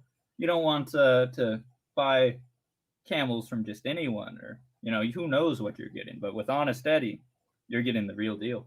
Yeah, I'm sure. But yeah, dishonest Charlie's out there. You got to keep an eye out. I'll be here, and just remember, Eddie sent you the right place when in need. Absolutely. Find that elevator affects your business? Only going up. Yeah. What do you mean? Does it affect it negatively? It only goes up and down once a day. Well, it would be nice if they could figure out how to up the pace a little bit. But I don't think they understand all this ancient stuff. Otherwise, they'd be flying around and not getting zapped by those satellites. By the way, don't climb up the mountains. Pro tip from Honest Eddie. They hit about there's a ceiling at about 2,000 feet, and if those things detect movement sort of larger than about a pebble, they'll zap you. Sort of blue plasma bolts from above. It's no good. So under 2,000 feet. That one's free. We'll remember that. Thanks, Eddie. Yep. But yeah, I would love it if you fix that elevator. You've got a friend in Honest Eddie. Okay. Cool. So. All right, you're not gonna buy anything. Mumia, coral dust, and he's chanting at like some other people. Although you're the only visitors today. Yeah. Like it's the same 12 people that he's constantly harassing. Yeah. Who, Yeah, if they buy there anything, might it's be just to get Eddie to leave them alone for a few days. Yeah, who like got in a couple days before, a week before, or still there. Shambling sort of away and turn back to the rest of the crew and say, "Wow, the local population sure is friendly. This would make for an exciting franchise opportunity." Yeah, I mean, like I could see Eddie as a potential franchisee. I mean, he certainly has the enthusiasm. Well, he sure has gumption. In spades. Plenty of gumption. All right, let's go. So you mosey on over to the sort of outside of this sort of domed mansion. There's a little ornate sort of press button there, sort of carved in like a brass with a little seahorse icon on it. And there's a little sort of voice box that sounds like you sort of press the button and talk to whoever's on the other side. Okay, I push the button. Ding dong. Thank you for using Tranquility brand voice comm system. As you wait for your recipient to respond, here's some pleasing sound of waves lapping against the shore. And you hear this wave sort of gently going. That is pleasant. And it sort of continues on hold for a little bit before. Oh, yes. Hello. What is your business with the office of the governor? Hello, we are representatives of the Soy Patty King Corporation. We would like to talk about an exciting opportunity for a franchising location in this settlement. Oh, is that so? Well, the governor's awfully busy right now. I don't know if you have a corporate ID I can see. Oh, yes, of course. And I open up one of the little breast pockets that I have with a little snap button, and on like a cord coming from my nipple, like a little card goes up, and I pull it out there and put it up to whatever sort of camera. Yeah, there's a little sort of it's unclear where the lens is. Honestly, it sort of seems disguised. And after enough gesturing, they say, "Oh, Donald model, huh? That was a fine marketing campaign." You know, some people think they were a little creepy, but I think you're real snazzy. Remind me of my childhood. Yeah, come on in. The governor will see you in the courtyard. Okay, and I let go of the card and it snaps back into my pocket. Just right on back. And the door opens up. This sort of it's sort of a thick sort of faux wood grain door. With some shells sort of carved on it, and it opens up, revealing this sort of palatial-looking courtyard, you know, filled with a variety of plants, sort of tropical. They've got a mist going, and there's a fountain. And you haven't seen a lot of running water around here. This fountain's sort of bubbling. It's got some kind of strange-looking fish sort of spitting out water, and some mosaic sort of geometric tiles on the ground. It's a pretty nice place. There's some little benches all around. And no governor quite yet. Take off my hat and kind of like soak in some of the mist. Yeah. Enjoy. Rehydrate. the spray of the water in this dry atmosphere. Yeah, it feels good. And but sort of down these sort of large sort of granite stairs, you see a figure sort of stepping down, and what you see looks like the governor. She's sort of a young sort of mid-30s woman. She's got a sort of a real no nonsense look on her face, sort of dark hair, and she's wearing this sort of power suit with this some kind of sash of office. And here, clarifying that you're talking about the executive type of power suit and not the futuristic type of power armor that Yes. individual. Okay, just making sure. Yeah, like yeah, power suit. It could be both, also too. I mean, Yeah. like it's what. Also, let me, I might have to do some editing because that's a good idea. It's So a let it's me, a power present- suit. power suit, and here's what she looks like. You get that? It's not loaded yet. Give it just a second, yeah. Yeah, I turn to the rest of the company and I say, the governor is a woman. This is a very progressive society. Oh man, Well, I always I would hope so at this given insert year I was just that it saying. is currently.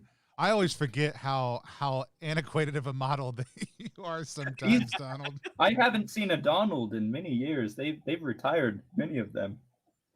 So Yeah, Donald, things have changed. Now, and she steps down and sort of opens both arms. Now, what can I help you find corporate representatives with in my town? Donald, go ahead and get the papers ready. Oh, yes. And I pull out the sample kit and I was like, you've obviously heard of the Donald model. My name is Dr. Scrimshar. I have come out here to assess your settlement and the planet itself as a potential franchise location for the SoyPatty King. Don't go batty, grab a patty corporation. And just to see how we can support your local economy and infrastructure. And, obviously our first stop in any of these conversations is local leadership. Oftentimes they're the first ones to want to jump in as a franchisees, but not always. And that's fine. We understand, but we know that they're always looking to help bolster the local economy and take care of their citizens in the best way possible. So from both a nutrition and an economic standpoint, it always makes sense to start with local leadership like yourself, because after all, they're the most important. Well, your flattery is noted and appreciated. Now, you're coming here to you'd like to establish a franchise, I see, and want to dot your I's and cross your T's, so to speak, and you've come to the right place. Now, what type of service would you like to offer? We are currently well served by. We have a concessionaire. Paying his license fees, providing hagfish, quality hagfish products. So how's that going for everybody? Well, she looks sort of around both ways. They're not great. However, he does have the license, and he's good friends with the Marshal Moses Clark. So competition might not necessarily be welcomed, so to speak. Well, corporate studies have indicated that a diverse source of food helps with general population happiness.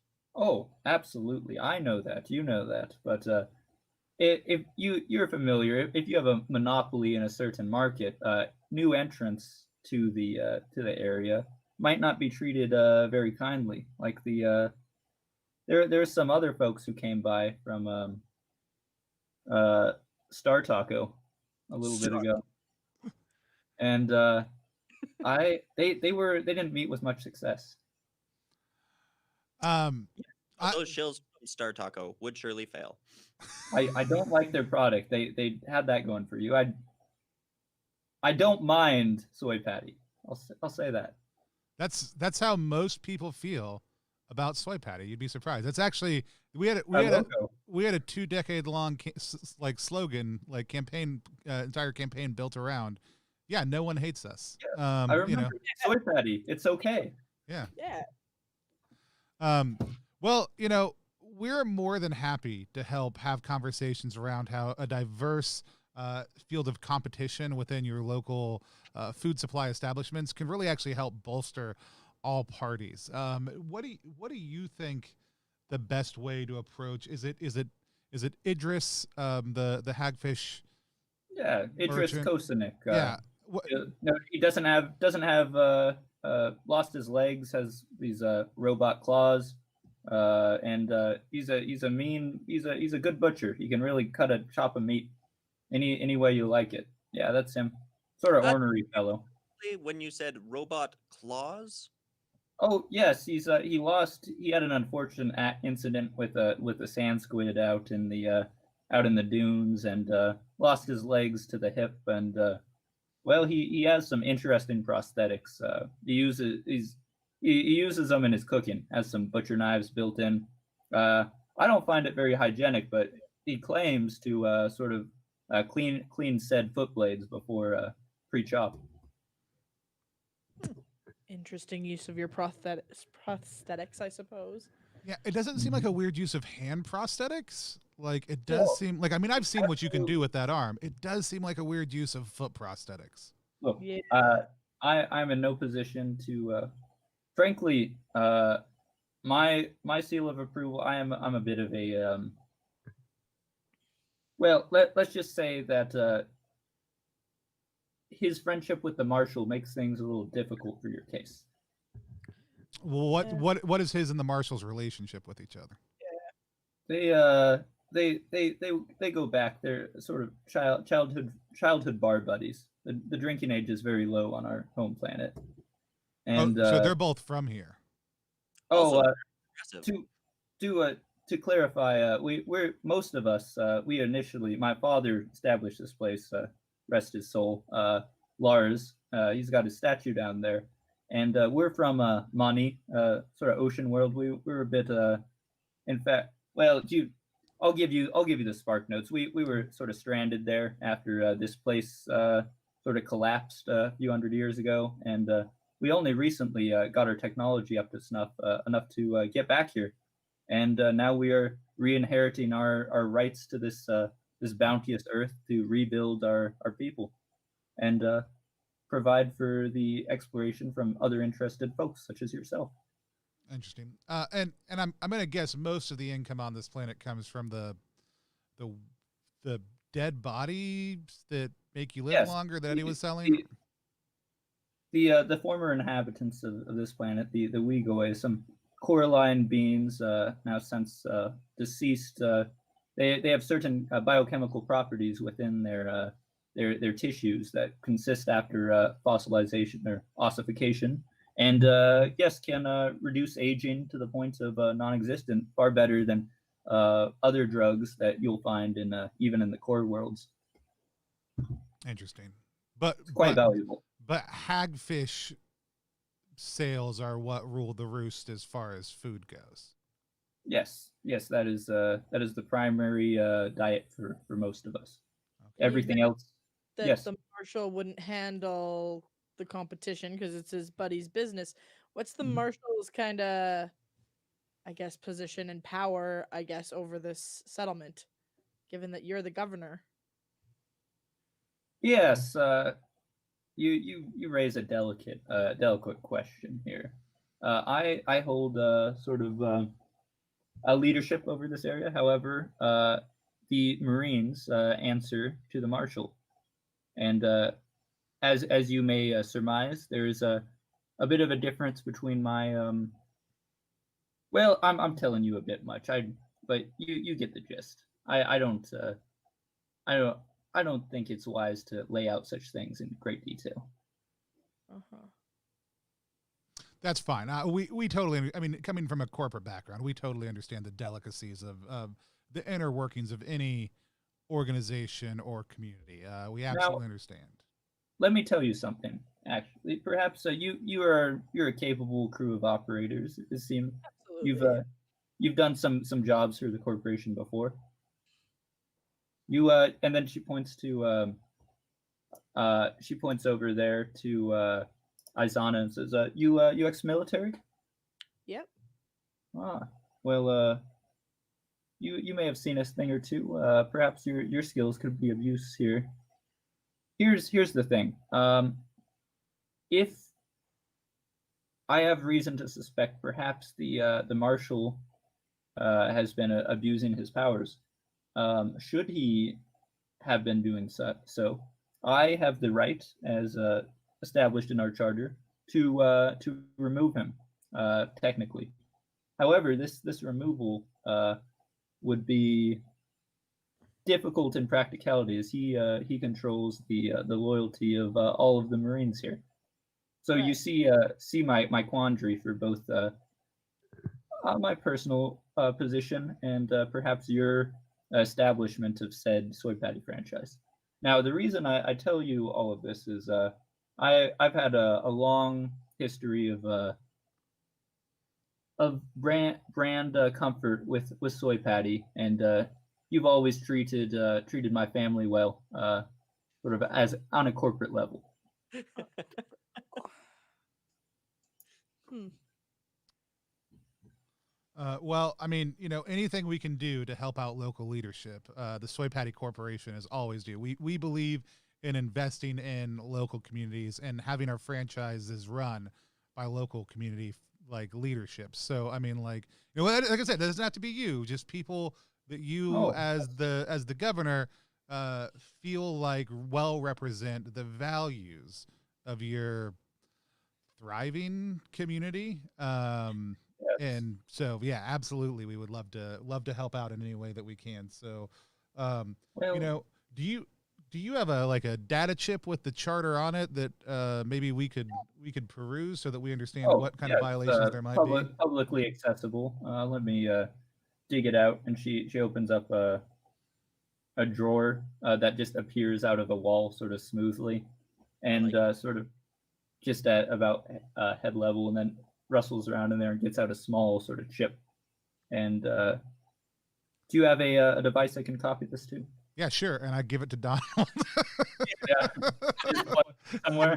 Donald takes it and he lifts up his comb over, and there's a little sort of socket that he lifts open like a skin flap, and he just kind of Yeah. pops it in there, and it just kind of sits there for a second as his eyes sort of swirl, Mhm. and he smiles, just this goofy sort of smile. You can tell it's like a loading, Loading. loading, until finally he Think, pops it out, gives it back. He says, yeah, she takes it back, tucks it away, and as you're perusing, she asks, "So what was with the Canadian tuxedo? What was the brand thinking there? 'Cause I've always wondered, like why the Canadian tuxedo look with the hair and the everything." And he gestures to you for "Ah, the marketing campaign. as per company policy, it is to be as approachable to our clientele as possible. We tend to deal a lot with the typical, simple blue collar inhabitants of planets, such as yourself." Ah, ah. And she sort of nods, and a little bit of the friendliness sort of drains out of the face a bit. Says, I see, I see. Well, very interesting, very interesting. Uh, So, I apologize. Did I offend? I You tried, I have Donald. not been programmed for all I see, social I see. situations. Donald You're Donald Donald thinks that Donald. Donald thinks that everybody is a blue collar individual. Yeah, don't Um, take offense. I understand. It's programmed in right. every. Yes, He but he doesn't go for it. understand collars at all. Like, I mean, like he's colorblind.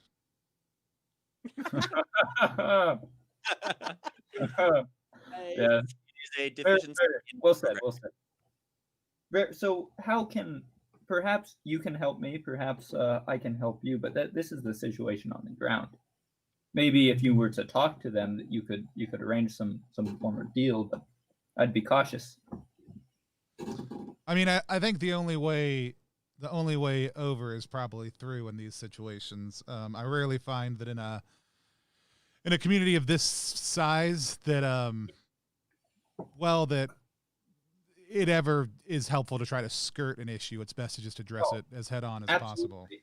And if the marshal was to have a bit of a disturbance, something that if unfortunately, I would never want him to suffer some form of accident. You see, that would be most disturbing to me. You understand? Yeah. Oh, I Yeah. understand. Yes, I would hate that to happen. That you are implying that some violence happened against the marshal? Um, I'll let you. you know how in the Soy Patty King manual, like there's that whole section on avoiding workplace related accidents, Donald?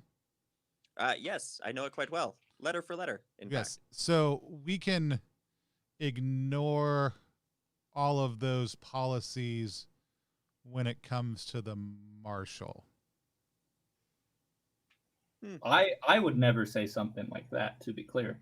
Well, I mean, he's No. not an employee, right, Donald? Oh, of course, yes. Yeah, whatever happened, of course, I would hate something like that to happen. I abhor violence, of course. If he disappeared, we'd be in a pickle. We'd have to find a new marshal. You know. Yeah. Yeah. Well, I believe you understand. I apologize, Governor, but I am a corporate employee for Soy Patty King and not interested in the position of marshal of your small town. Well, you can provide, as they say, service with a smile. Service Right. That is correct. That is what we say. Very good. And she just sort of very purposely pivots away from Donald towards sort of Doc and Asana and says, "So, is this? Am I clear? You're clear. Oh yeah, absolutely. I have some kelp plants to water, and No, well, She no, walk- absolutely. she starts walking up the stairs.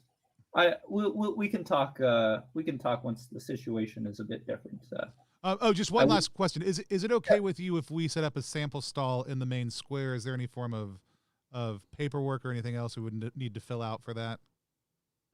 You'll need to bribe the requisite Marines who are who go on patrol. Okay. That'll probably run you or excuse me, what? That's not the word we use anymore. You'll pay your licensing fees. It'll be about 10 credits. Okay. More if they don't like you. Right. What's not to like? And yes, go on, Doc. Oh no, that's all I had for. I was going to turn and talk to my fellow. Very good. Well, please see yourself out, or the automated systems will do it for you. Of course. Good day.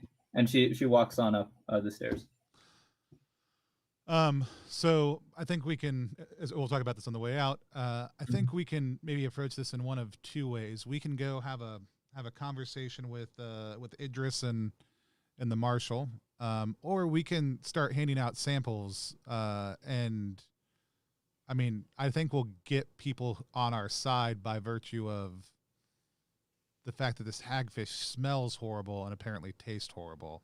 And we taste okay. I mean, it may be time to brush off. Like, I think there may be a few of those old like swag pieces in the marketing kit that we came down with. Like, I think they're still trying to get rid of those because they way overproduced on that campaign. Yeah. So Vintage. I mean, like, it would have that vintage appeal. So we could we may just be able to get locals on our side. Do you guys have a preference? Well, based on the inflection of her voice, she seemed to be implying that there were some malfeasance with their current marshal. And I have concerns that with a corrupt law system, that this may not be a right fit for our franchise, That's if you true. know what I mean. I do know what you mean, because you always say exactly what you mean.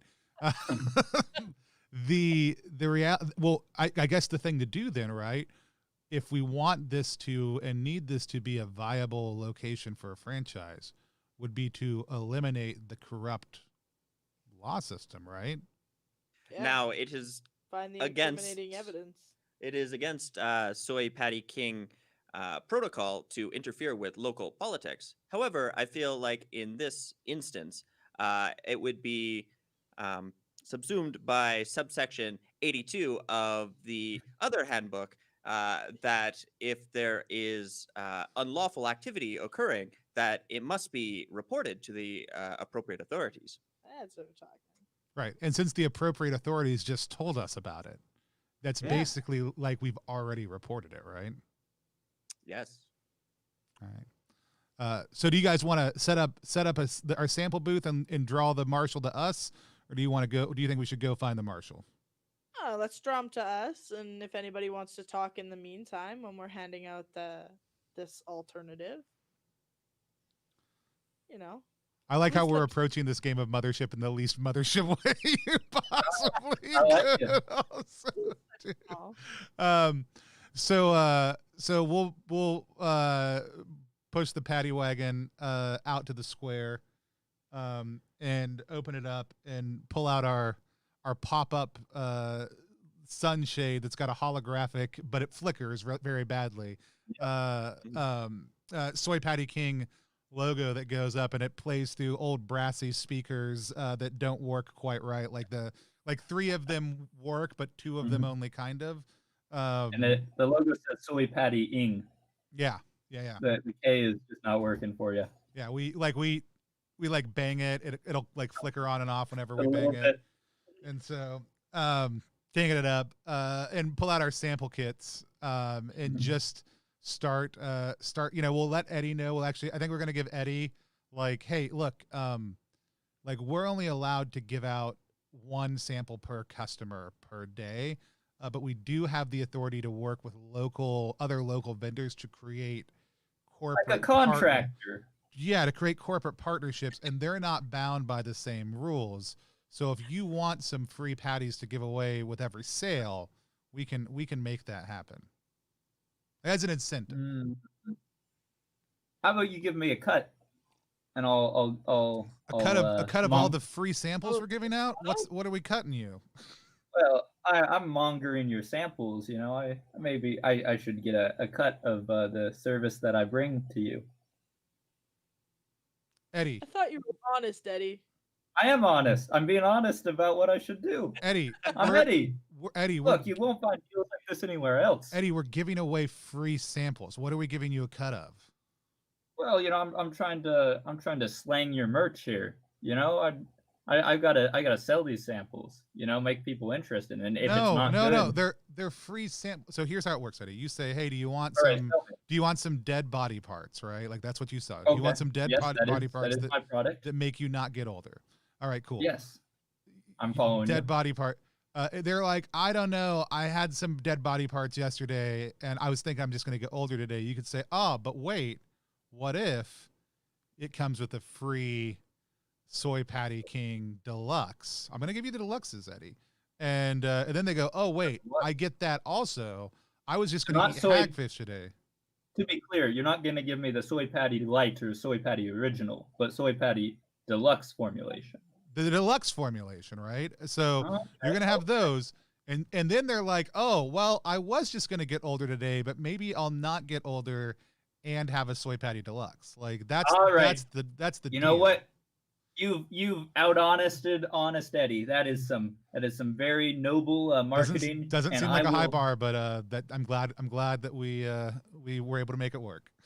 I will take your big city jabs and ignore them, as you make a valid point. And he takes your takes like your little tray of a bunch of them, sort of with the little what's the word, toothpick in them, and starts walking around and saying, "We got your high quality coral pow here. We got fresh. You'll live forever." And I am throwing in a completely complimentary homemade sandwich from Soy Patty down the road, free. You can buy it, or you can get it from me for free right now.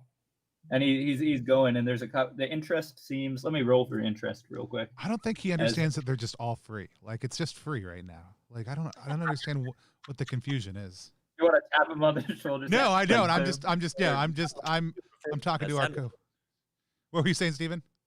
I don't think that he understands that by law, Soy Patty King is not allowed to refer to their projects as sandwiches.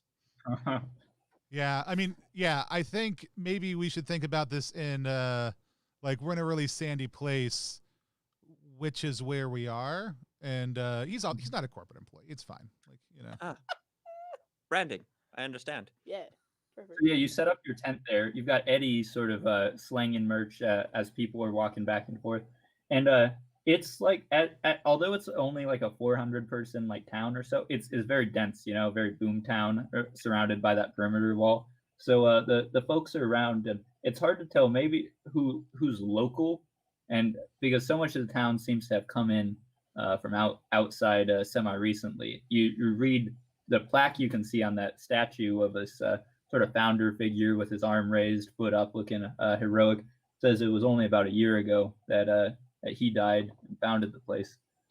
Okay. So yeah, I think we're yes, right at the foot of that statue. Like, yeah, that's a pretty central location, yeah. square there. And yeah, sorry, you were saying. No, yeah, and I just you know, we'll have the sample kits. Yes. The doctor is unenthused but insistent about it, knows like his patter. But we're also kind of looking for people who might be potential franchisees.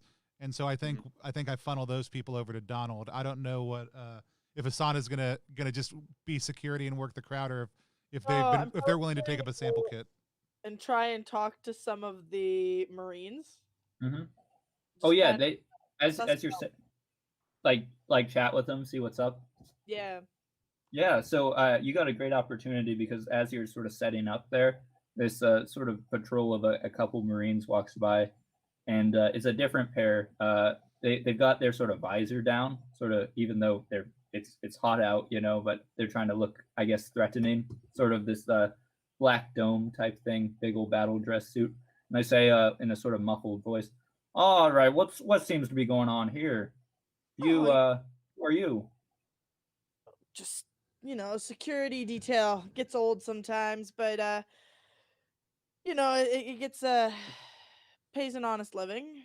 What Yeah, you guys do today? well, you've got to pay your sort of space fee here for the space you're occupying. But we're doing all right. Thanks for asking. People don't, as we sort of ask them for fees, they don't really care about how we're doing most of the time. You see. Oh, that's sad. No, I totally get it. Totally get it. Been there, done that. You know, I've been where you are. It's Yeah, small here. place. Oh, Well, no, not here specifically, but you know, I see. it gets boring. You try and pass time best you can, but the duties that you gotta pay them, right? So what's that look like? Well, your looks like what do you say? What do you say, Barney? I don't remember. All right, it looks like give us 15 credits, and that should be good for operation your size, and we'll make everything legal. Yeah, you guys have a good meal today. No, no one has a good meal around here. It's hagfish, unless you can afford all that off-world stuff like the governor. Oh, that's a shame. I mean, we got some patties we can throw you. Some deluxe patties. How does that sound? They open up the sort of helmet there and walk on over, sort of hesitantly. These real sort of like football linebacker type looks. Not a lot of neck on them, and they walk on over and pick up these little samples and pop them in. And let me roll for taste real quick. Roll for taste. Excellent. No, we didn't bring any of the maple patties. Like, we've just got regular and deluxe. We didn't the breakfast ones don't keep in shipment as well. They've got to be made fresh on site. Oh, it's Yeah, all these folks they don't seem to like it as much as some of the other folks. They're chewing and it where's the fish taste? I mean, you get fish taste every day. This is something different. Yeah, but, you know, without any fish taste, is it even food? I don't know if you have much business here, but thanks for your patty. And they start walking on off unless you want to interact with them in other ways, sort of. And you see one of them sort of has discarded their crumbled patty on the ground. The other seems to have finished it grudgingly. Donald picks up that discarded patty very quickly, dusts it off, and puts it back on one of the trays. Looks good as new. No one notices. So yeah, you've probably got you've just set up, right? And you figured sort of small town. If you're trying to sort of if you want someone to show up, it might take a little bit. So are you planning on just sort of selling sandwiches for a bit Yeah, until I think our someone goal is comes to. up? I think our goal is to wait until the marshal gets word that there's somebody else, or that Idris gets word that there's somebody else Yeah. sworn in on his, which is why I think the interaction with the Marines was kind of key, also too. Mhm.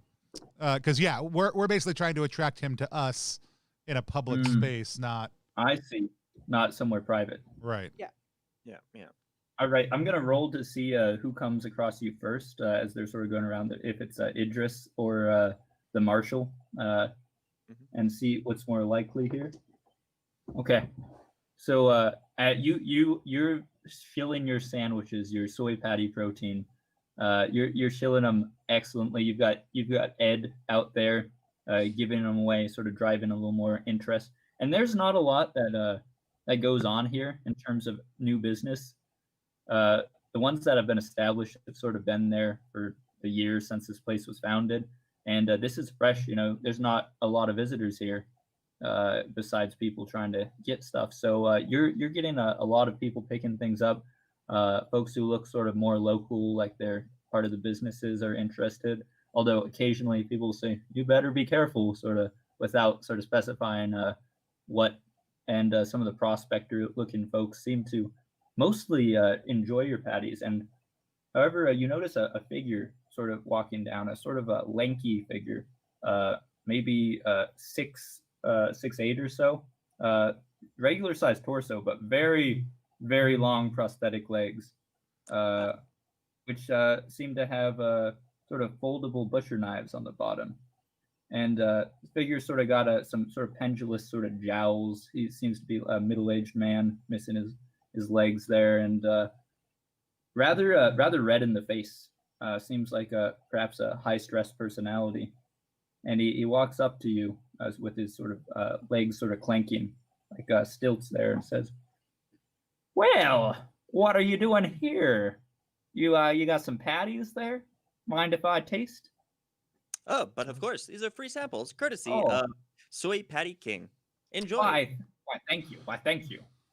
Sir, And you look like the kind of individual you look like the kind of individual who deserves more than just a small free sample. Hold on just Yeah. 1 second. And I pull out one of the unsegmented, like full deluxe patties, and go ahead and slide him the plastic clamshell structure and say, you can have a full one. Don't mess around with these samples. Go ahead and enjoy the whole thing.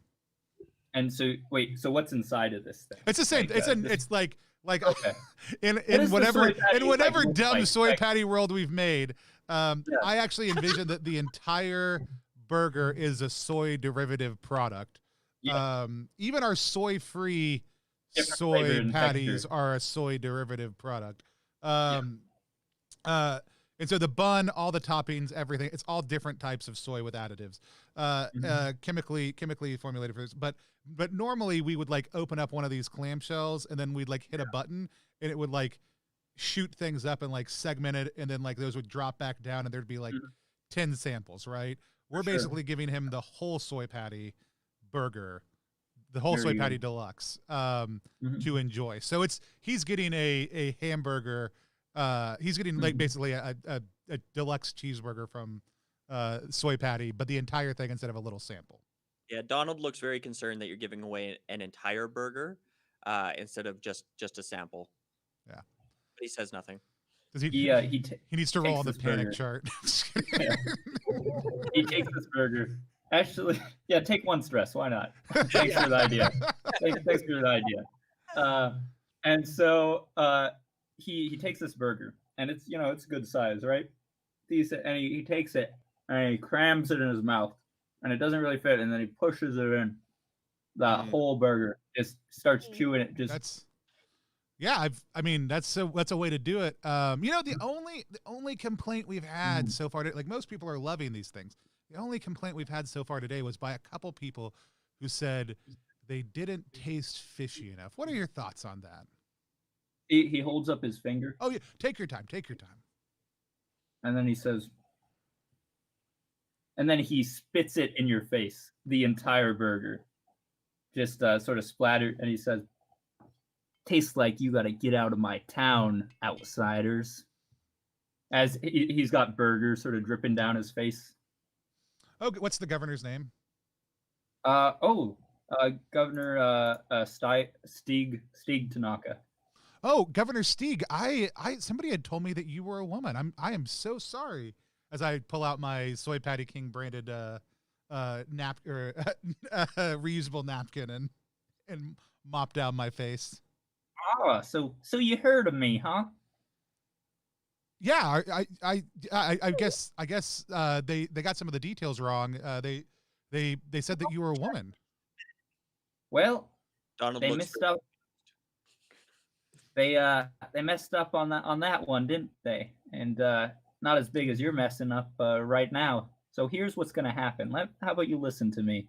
And as he's speaking, little flecks of soy patty sort of fly out, just piece by piece, some of it sort of hanging on his cheeks. Now, what's gonna happen is you're gonna go and you're gonna get a nice room at the karaoke bar, or not so nice room at the Seashore Breeze Inn. You're setting us up with a room that's so generous. I mean, like we know that local leadership are oftentimes very excited about our Soy Patty King products, but this is got a wise guy. Oh no, I'm sorry. That's what I was picking up. I thought that's what I was picking up. What you were putting down. If that's not what you're saying, I apologize. Go ahead. Oh no, you're gonna pay with your own damn money for that, and you're gonna spend the night there, and then first thing in the morning, you're gonna catch that elevator back up, and you're gonna get out of this moon. Oh, this is my moon. This is my territory, and you don't edge in on the Hagfish King. Wait, are you the Hagfish King or are you the governor? Yeah, which is it, buddy? I didn't realize that there was a monarchy on this planet. Okay, real quick, let's drop out a character. So are you messing with him, or the governor? I'm messing with him. I'm messing with him. Okay, good deal. I had to clarify. Okay. And he says, well, you've got a lot of interesting notions in that egghead brain of yours. You're some kind of scientist, looking real fancy here. Well, you can take your corporate, take that back to your corporate soy patty headquarters and try somewhere else. We're closed. I apologize. We don't need more. I have a complaint for SoyPatty King. You will have to fill out one of these requisite forms, and I will be happy to send it back to corporate headquarters for their review. And I pull out one of those forms. A check form to hand to him. He takes it and, like, while maintaining eye contact with Donald, eats it. Does not spit it out. Just chews, swallows, and then smiles with these sort of blackened teeth.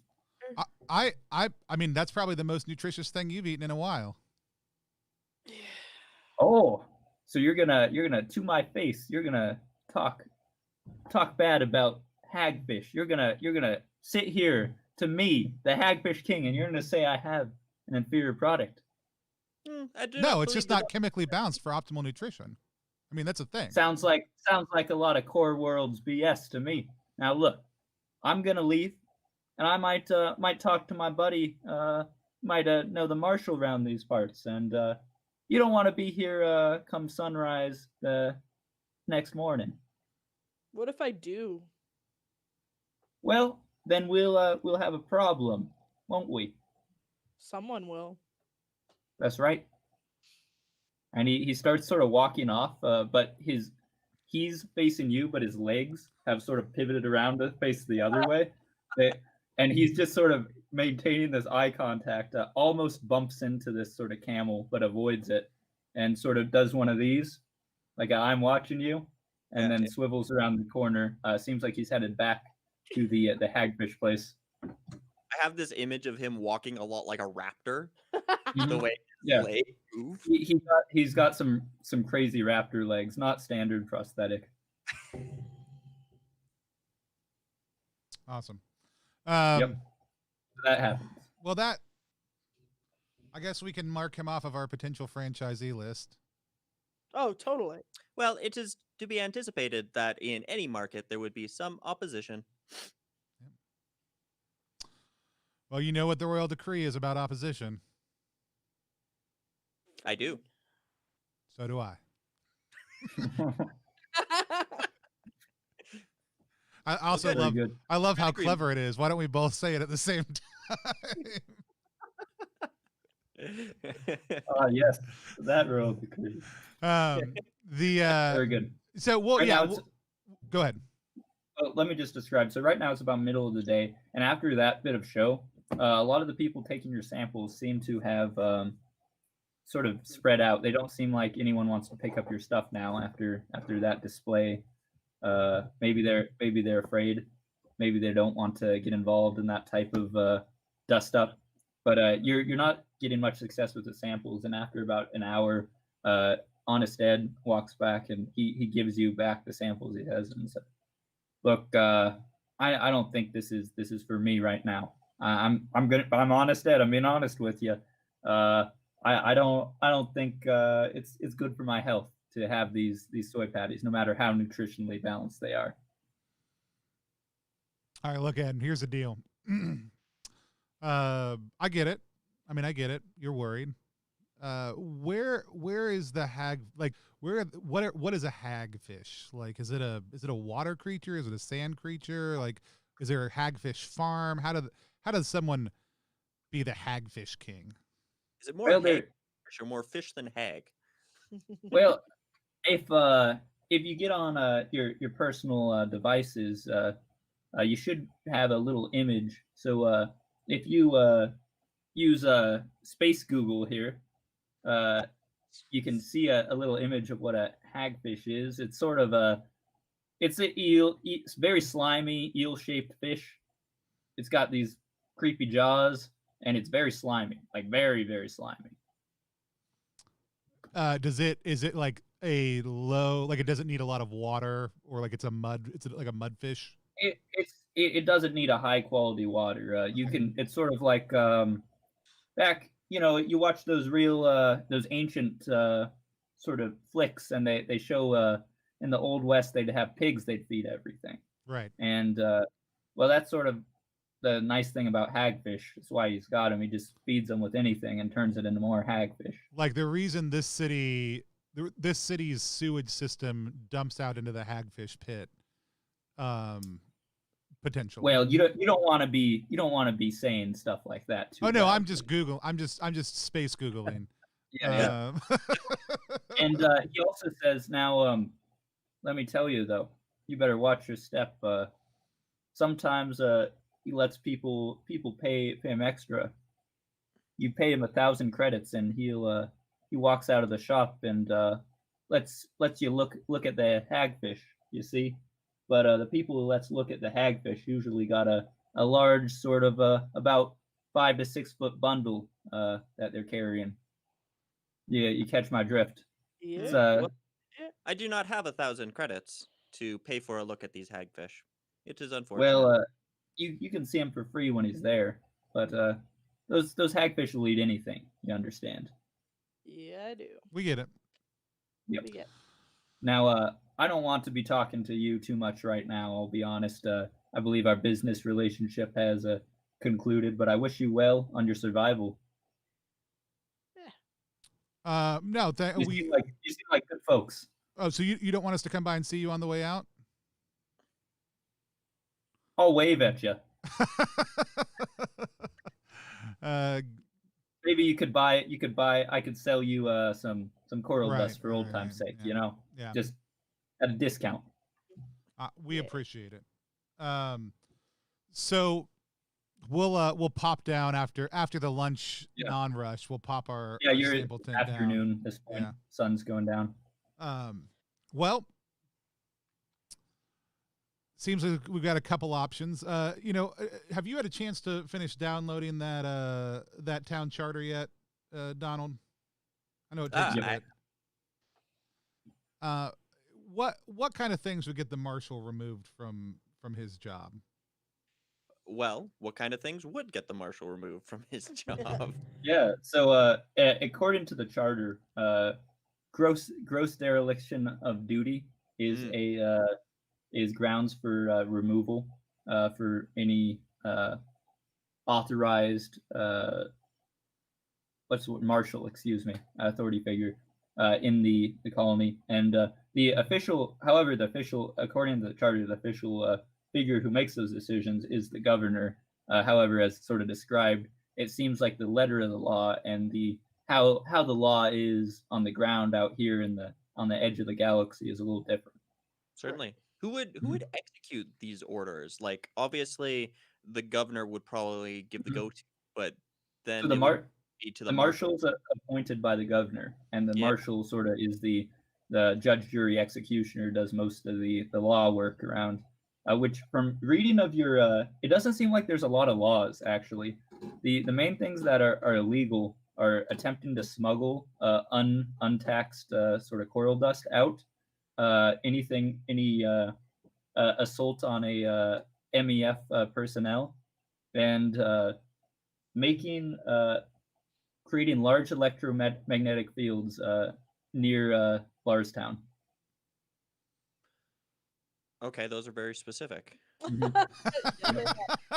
Everything else seems to go. As you saw, there's plenty of drug use and sort of mini little red light district out there, and they don't seem to care with anything as long as it doesn't impact the bottom line. Right.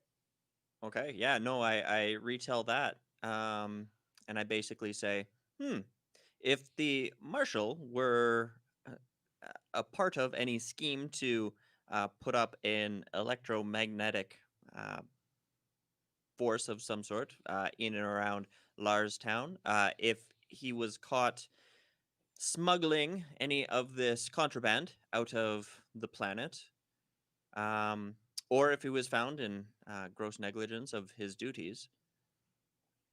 Right. Is there anything there specifically about special treatment of citizens? Like, well, it does specify sort of execution methods. Yeah. Is about the only citizen relations thing in the charter. Which, were you interested, is being strapped to a primitive rocket and a chair and sent to the height at which the lasers go off. Good times. Good And times. is that the way he's supposed to execute people? Yes, that is the official way. They call it the sky. They call it sky burial in the document. So if it were ever found that he had carried out his duties not in the way specified, say street justice. Potentially. Now you have to figure out where the sort of what the Marines would do. Who has the legitimacy, like who they'd follow in a situation like that. And having kind of watched the different Marines, does it seem like there is, because like the first one's like the older guy, and some of the other ones seemed Soy Patty friendly. The other one seemed pretty martial and hagfish loyal.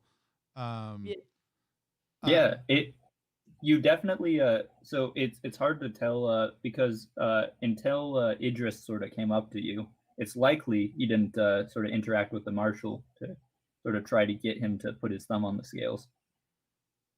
Yeah. Who I'm trying to think, who is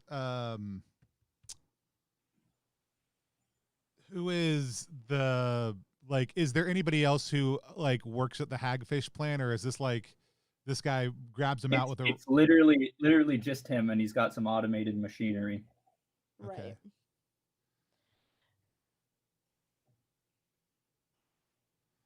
Well, and by the way, I'm going to as it's a one shot here. I'm going to give you about a sort of minute to come up with a decision, and you can spend some more time doing that. But I'm going to be rolling some dice.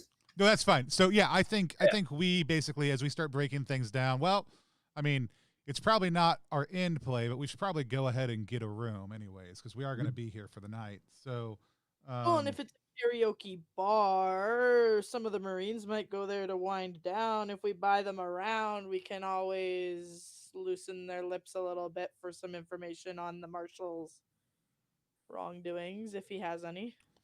Yeah, I don't think necessarily that he's going to have wrongdoings. I think this may come down to, because a lot of it seems like, does the governor think there's a problem? And the governor does, but not official. And this is while we're like breaking things down. Yeah, Yeah. you're just chatting Yeah, as you're but packing up. but it doesn't seem to be like they enough for them to be able to officially say something. So I think the question is going to be like, who splits where and how do people feel about whatever happens is going to be the main thing. And beyond that, I think, and I look at Donald and I go, as long as we're supporting what's best for the community, because that's a crabby, that's crabby video. That's the Soy Patty King way. Then I think we'll be okay. I believe you have the right of it, Doctor. Very good. So where are you headed right after you pack up? First Karaoke. stop. Was it the seaside, the sea something inn? Yeah, you can get a nice room at the seaside, the Sea Breeze Inn, or a not so nice room at the karaoke bar. Karaoke bar seems a little seedier. Oh, I mean, we don't need a nice room. No. Karaoke bar it is. Karaoke bar. Yeah. All Donald models are programmed with basic karaoke skills. Just only a limited song range. Yeah. Yeah, he sings "Come On, Eileen." Don't stop believing. Don't Stop Believing. And, Anything by Journey. I mean, like Underwater. the entire Journey, and then There you go. Mr. Roboto, but it makes them slightly. They have to make a sanity save anytime they sing it. It was a Very joke good. programmer that just stuck. It got past quality assurance.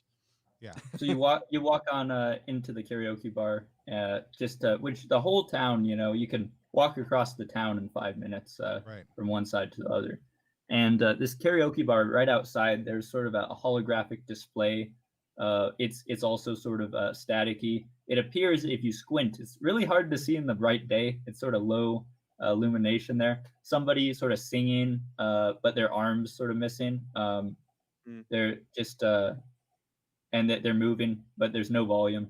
And entering, it's dingy. It smells like smoke, reefer, and something you can't quite sort of put something a little spicy like the cardamom. It smells sort of similar to the coral dust you passed, but more pungent, like it's been perhaps burned.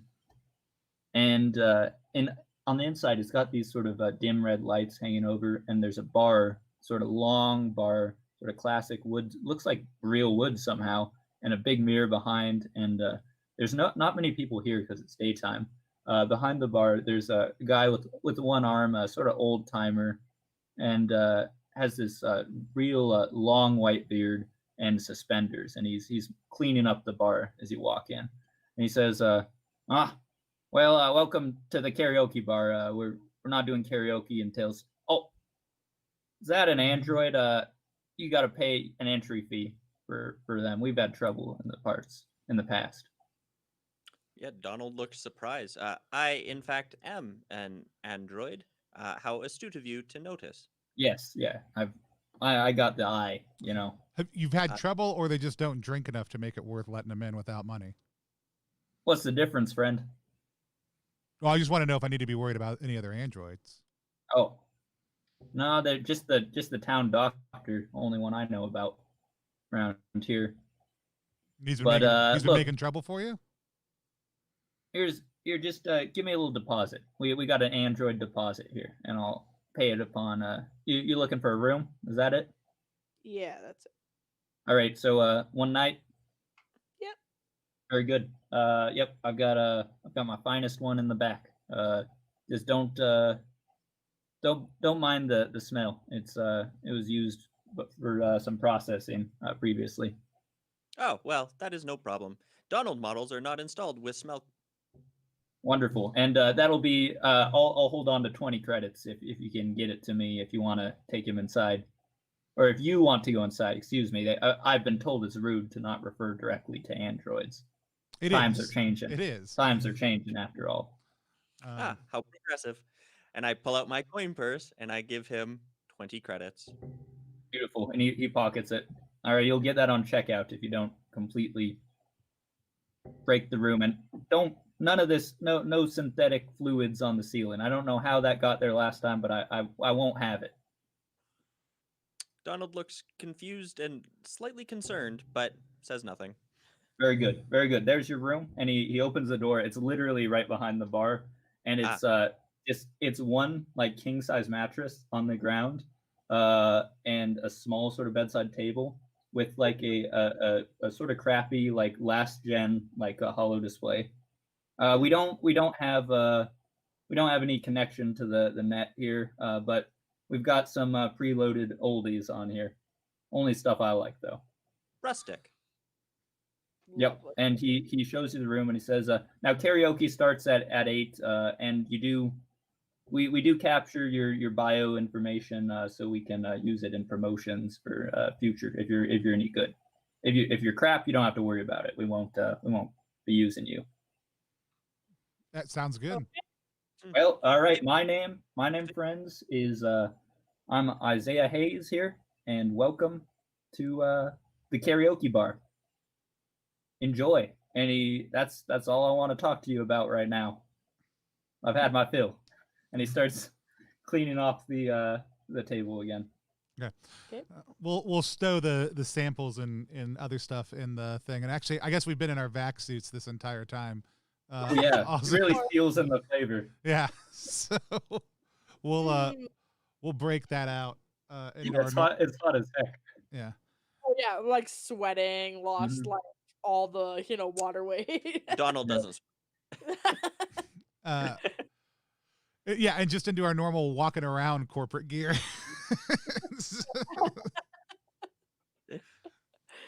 Don't be so. Yeah, what's your plans until it gets dark? Just sort of in just generally.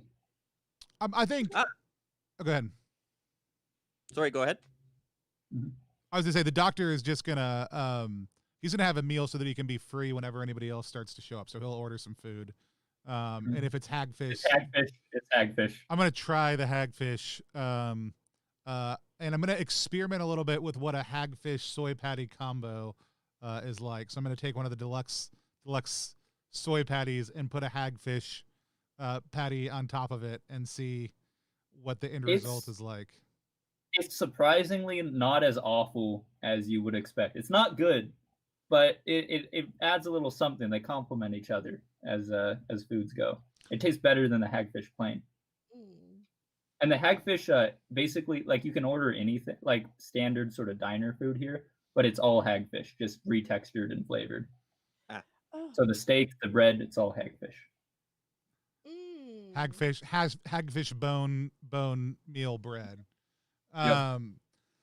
God, who would make all their food out of the same exact thing with just other ingredients added to it? That seems insane. Your perfect nemesis. That's right. Yeah. So we as we kind of so I'm just gonna eat and kill the time until Marines start showing up. Yeah, Donald's just log all the information from the course of the day, all the names, compile everything into easily accessible folders for different reference, all that sort of stuff. A lot of manual input on his brain stuffs.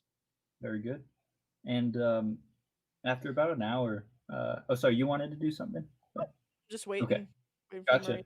So after about an hour, the bartender Isaiah comes up and he says, "Look, did you piss off anyone when you came into town?" What would give you that impression? When we came into town, no. All right, I'll take that as a yes, perhaps. Just the reason I bring it up. There's some shady-looking folks who lurking right outside the alley behind. They've walked by a lot of times, and they're looking inside. And I don't think they're looking for me. They're looking for someone in here. And you paid the deposit, so I'm giving you the heads up. One of them's they're wearing these vac suits right now. They shouldn't be, but it seems like they don't want their identity known. And I'm getting a little concerned. So I'd ask again, who might these people be? I literally could not tell you. Like, we got here, we talked to the governor. They were very excited we were here. Gave us the lowdown on the town. And we did some samples out on the square. Talked to Idris, a little bit. Had a good conversation with him. He's a real piece of work, isn't he? I was hoping he would. Yeah, I was hoping he'd be a good friend. Have you ever thought about opening up your own fast food? I mean, like you've got Hagfish here, but I thought about it, but then the Star Taco people had an unfortunate accident, and not many people thinking about doing exterior food stuff these days. I mean, you've already got the location, and we all know that location is a huge part of Look, any kind of business success. Things would have to change. We'll see. Things would have to change dramatically. I'd love to do it. I'll tell you what. We're going to give you these forms, and I put my hand out to Donald. Donald, almost on cue, hands you a small stack of papers. And why don't I'll tell you what? You fill them out. Just look over them. Don't even fill them out yet. Yep. Look at them. If anything changes, you let us know. We're happy to potentially work with you. This seems like it could be an ideal location. You know, there was that on SETI 6, there was that one place that did karaoke at their Soy Patty King location. I think we can make something work, but you know how things are. We got the Hagfish King around these parts, but I'm gonna keep your information in mind, and in some fictional future where we made stuff work out, I'll let you know. I would be okay with that. Let me ask you one more thing about that deposit. That only matters if Donald breaks something, correct? Yes, that's the letter of the spirit of things. Now, if you break something, well, you don't have the deposit. See, so we obviously aren't planning on it. I'm just if something gets broken, can I get a quick from everyone at intelligence roll here, or is it intellect or intelligence? They switch them so much between games. Same thing. A brainy brain roll. Yeah, brainy brain roll. I succeeded handily. Oh, you're pretty brainy. I do not. Okay. I succeed. Yes. So you two, as y'all are talking, you see sort of approaching from just through a small window behind the alley behind the karaoke bar, a familiar sort of figure, sort of flanked by two folks in full sort of marine gear, sort of approaching. That figure is, of course, your butcher friend, the Jowly Idris Kosanik there. And they seem to be sort of trying to approach through the back door, sort of almost stealthily like. And they've the two Marines have full battle gear and pulse rifles. Well, I'm glad I asked that question just now. And are they inside? Did they come inside? No, they seem like they're going around the back door, like they're about to they're waiting by the back door or getting ready to come in some fashion. I'm assuming. I mean, I don't want to seem like I'm judging your town, but I'm assuming you got a place behind the bar that's pretty secure for you to like crouch down in, right? Yeah, it's called behind the bar. Yeah, you should do that. He looks a little askance, and it looks like he reaches down like he's holding something underneath the bar, and then he says, "What are you implying?" I'm implying that it looks like Idris is coming to visit. And then his eyes go wide and he ducks behind the bar. Y'all probably have a few seconds before they open the door in some fashion. I mean, I think the big thing would just be positioning. I mean, let me describe the bar real quick. I'm going to hand things over to our Marine to kind of dictate what our normal action would be during. Let them call the shots. So, Marine, let me give you the sort of layout here. So the bar, sort of picture sort of a rectangular dive bar setup, right? You got that big bar in the back. Your room is to the side of the bar. There's a bathroom, sort of next to is the only side room, next to the bar, and then the front of the room is the main entrance you came in, sort of swinging saloon style doors, a number of tables, 4 or 5, and a karaoke sort of stand in the corner. They're coming in the side on the left of the building. Does that sort of paint a general picture? Yeah, and what did the doctor want clarification on? You were making the plans. You're in charge. I basically this would be a point at which, though, I saw them coming, and I said it out loud largely so that you would know. I basically told him he needed to get behind the bar because Idris was paying a visit. And then you basically have a couple of seconds to tell us what to do to position ourselves best tactically, and we'll just do it because this is when the Marine gets to be in charge. Sounds good. Mhm. During our time, have we discussed that our intention is to engage these individuals or in combat? Like, Look, is that the goal? in the world of corporate expansion, fights are bound to break out. I don't think this is our first time having to draw blood over That's why you came. yeah, landing on a planet. That is why we have an ex-Marine with us. Based on my military training and the layout of the room, can I advise them to the best positioning to take? You could flip up a couple tables. These sort of big round tables, toss them over and like take cover behind them for prior. Very good. Rolling required? Pardon? No roll required. Just Not for that, but actually, give me a speed check at everyone who's trying to get into position, and if you fail, then you won't be in cover prior. Okay. That is a pass.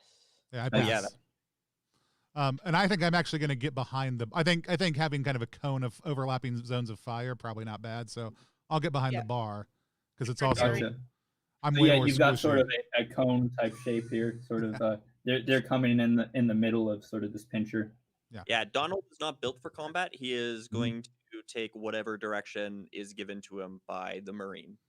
Yeah, gotcha. He defers to her judgment. I'll take a center. And what kit did you end up picking, Steven, for Donald?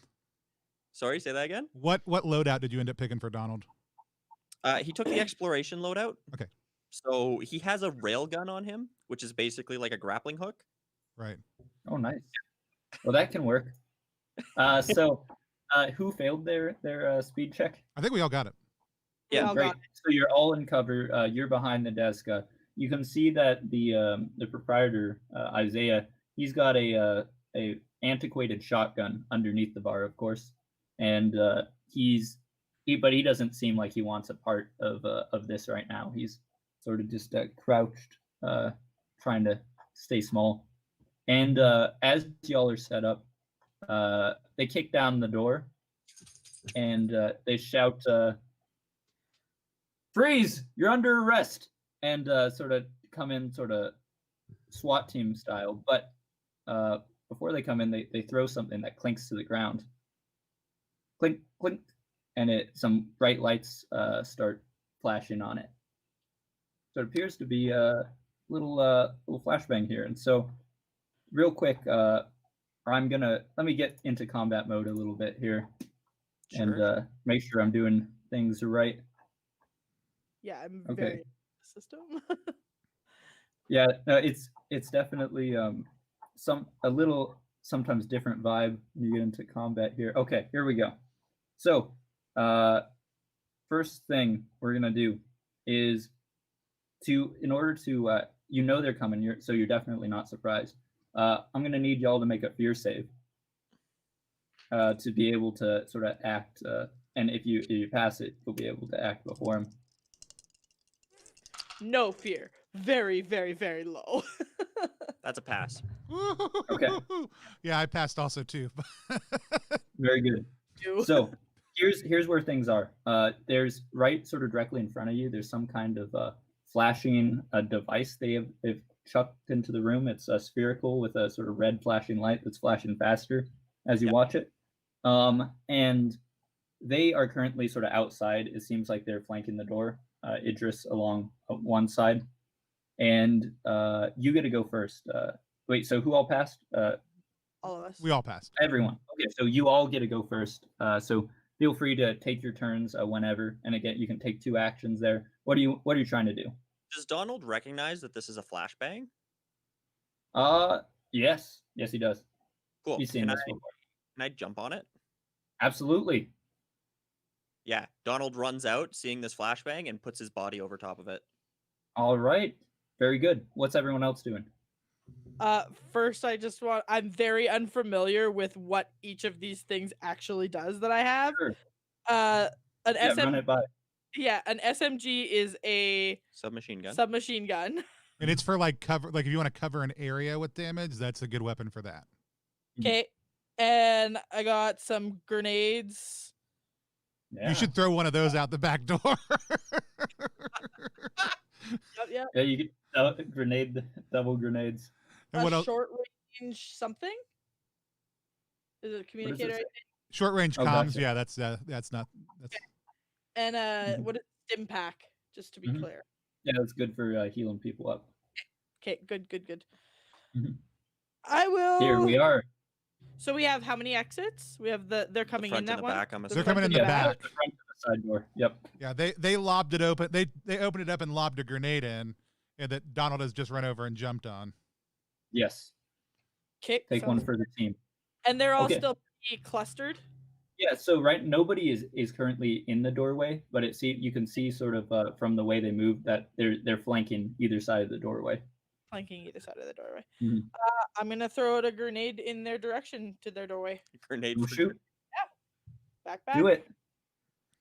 How do I do that? You're gonna roll Okay, combat. so roll combat there, and then if you succeed, it's good stuff. And is that part of? Do I get the +10 from the military training or no? Yes, definitely. I do. Okay, Mhm. then it's a success. Okay, great. So you throw the grenade on out there, and it clinks down onto the ground before this burst of shrapnel and explosion sort of rips through people. So it deals 1d. So how does the 1d exploding go? It's one. It's possible 1 through 100 damage, I believe. I believe so. Yeah. Okay. Ooh, man. So roll 1d10, and if it's a 10, then you can keep rolling. Okay. That's a 2. All right. So a solid sort of 2 points of damage as let me see to everyone. Oh though. no. Sorry, that is sorry, I'm that gonna- is the 1d10 underlined Yeah. is Please, a it's all it's a confusing. it's a multiplicative, I think. So that's Okay. So that's two. I think that's 20? 20 damage. Yeah. That's much better. Okay. So you're gonna deal 20 damage to everything within 15 meters there, which is a lot. And you hear some shouts and a couple moans there. It doesn't sound like anyone's down yet. You saw they were wearing some kind of armor, and Yeah. Idris was a little further away, but it sounds like you got everyone in that blast. Yeah. And now, Doc, what are you up to? I'm just checking that. Yeah, roll a certain number of d10s and then add them together and then multiply the result by 10. So Gotcha. that's so that'd be 20. 20. Okay. Oh wow, yeah, you can get some good rolls with that. Yeah. So Mhm.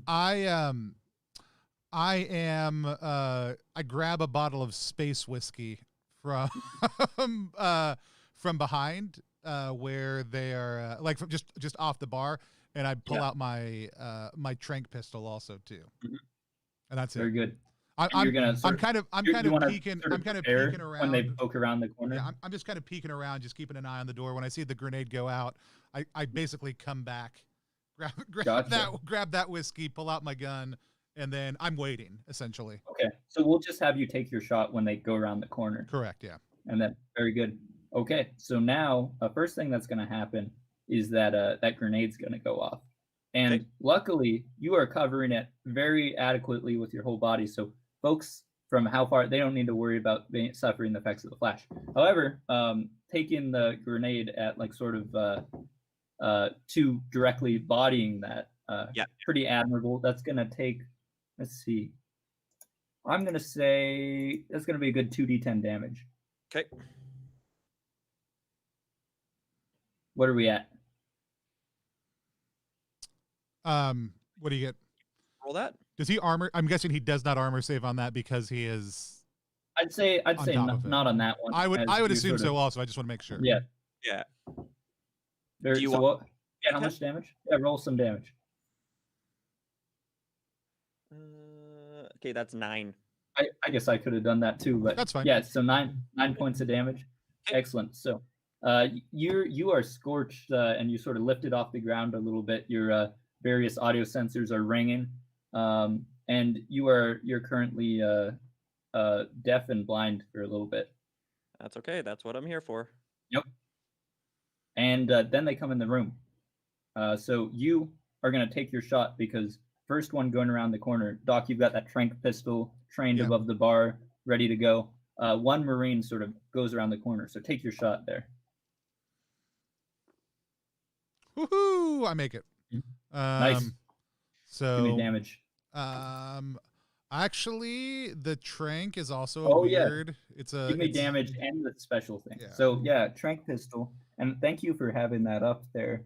I gotta how does it pull work? back Yeah. up to it. It's I I've think got it's it. they fall asleep for a number of rounds is actually the way it works. Yes, so they need to make a body save. Oh, and then they don't really take damage because it's just a Yeah, little they dart. don't. Yeah, it is literally a tranquilizer dart. I think it maybe does odd damage.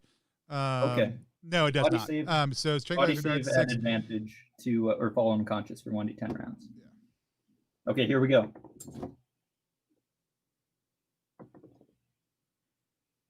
Let me check what they got for. This one is not out. He's still moving. Yeah. He's got a dart sort of protruding through the suit though, around the neck. Yep. That's what I got And right then now. he's gonna sort of look at the situation and take a shot at disadvantage because y'all have cover at our friendly Marine Azana there. Okay. So let's see how this goes.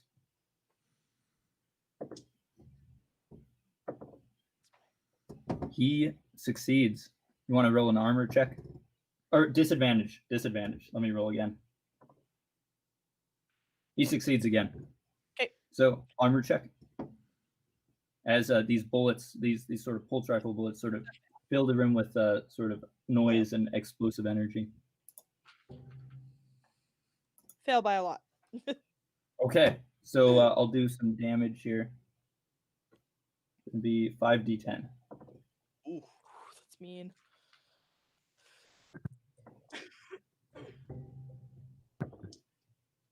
Remember when we had a Marine? Right? Did you remember to add whatever type of armor you're wearing to your save? Would that have mattered? How No, does like a 94. Oh no, yeah, that Oh, would not matter.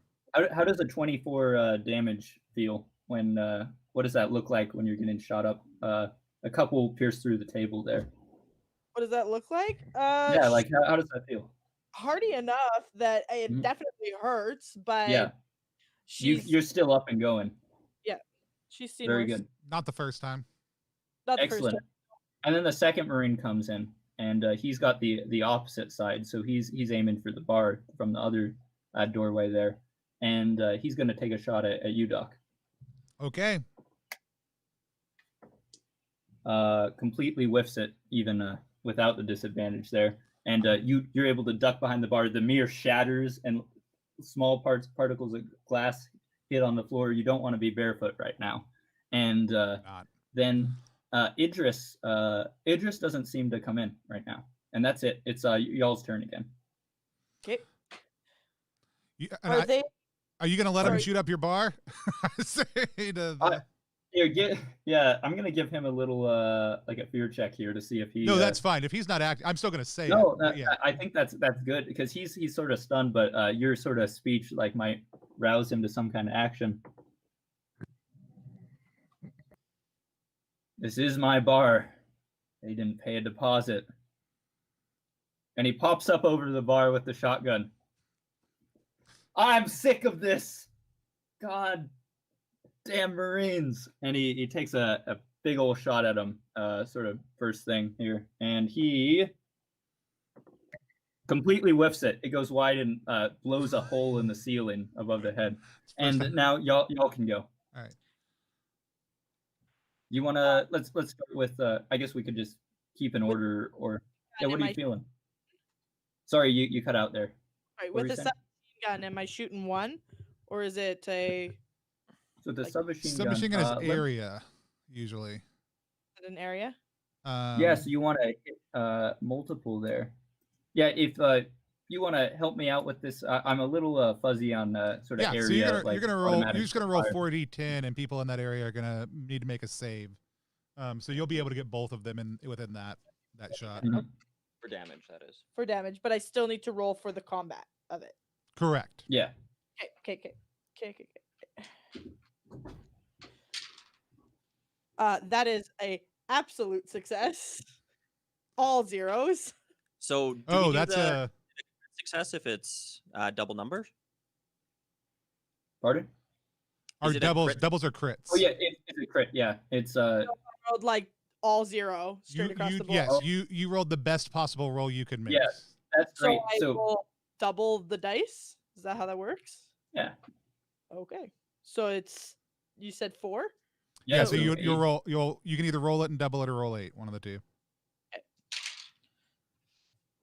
Add up those sweet crunchy math rocks as you just sort of spray and pray around those Marines there.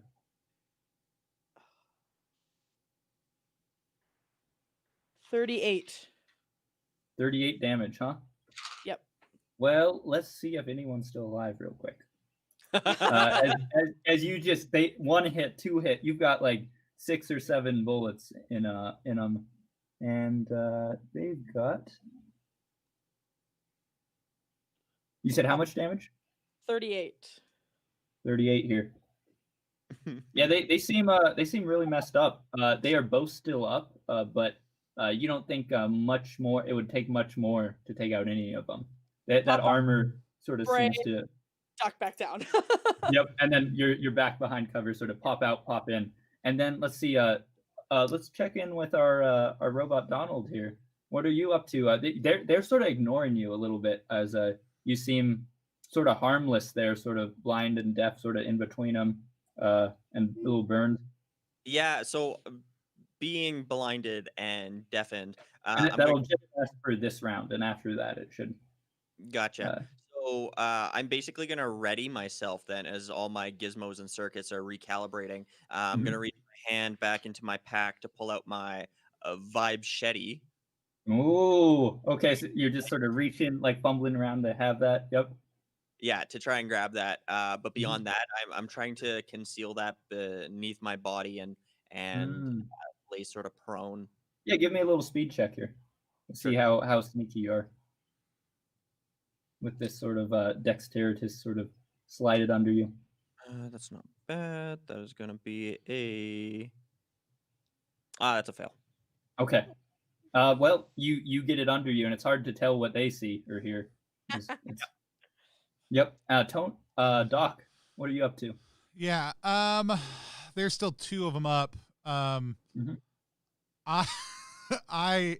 not knowing how badly they are hurt, I'm just gonna throw the bottle of whiskey at the ceiling above them. Interesting. So it just kind of sprays all over that area. Yeah. So you're trying to cover the area in sort of like whiskey there. Yeah, in space whiskey. Okay. Yeah, it's a big bottle. Yeah, give me just a combat roll here. You want a combat roll or do you want a strength roll? Oh, I guess strength roll would be good. You're just trying to. I mean, yeah, they're about the same number for me. I just for. Yeah, let's go strength roll. Okay, I succeed.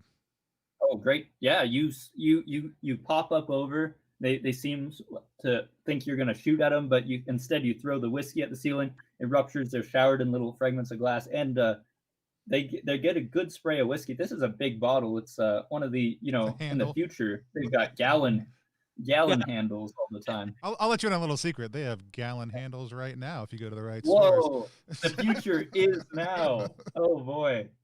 So yeah, well, I've learned something great, and that shatters. And there's a nice puddle of space whiskey on the floor, and it sort of splatters them to a degree as well. And of course, Donald. And now let's see who. Oh yes. So wait, Izana went. Did everyone? Everyone went. That's Except for Isaiah Hayes, your trusty one-armed bartender, and he's gonna sort of pivot around to the one who was sort of shooting you there, Izana, and he's gonna say, "You got to get out of this town. Get out of my bar." And he's gonna take the shot, and oh come on, he misses again. He blows out a window. He's only got one arm. I haven't cleaned this for a while. I'm sorry. And then it's back to them here, And so the two Marines have been sort of messed up there and sort of shot up. They seem sort of woozy. I'm gonna just roll to see if they want to be in this situation, like what their sort of morale is here, real quick. I'm A little fear check for them. Fuck you up. Yeah, they seem like they're trying to withdraw, but they're gonna provide sort of cover and fire as they're sort of backing out and take some shots at not you, Donald. They seem to have not been too worried as they're backing out about the machete that they seem to have noticed. But Izana and Doc, or Izana and Isaiah are going to be the people they're shooting at. Sounds good. So Izana, a 17 would, that'll hit. Okay. So let's do, I'm going to roll it. No, disadvantage though. Disadvantage. Let me, okay, this one hits too. Okay. Pierces the table, and you're going to take,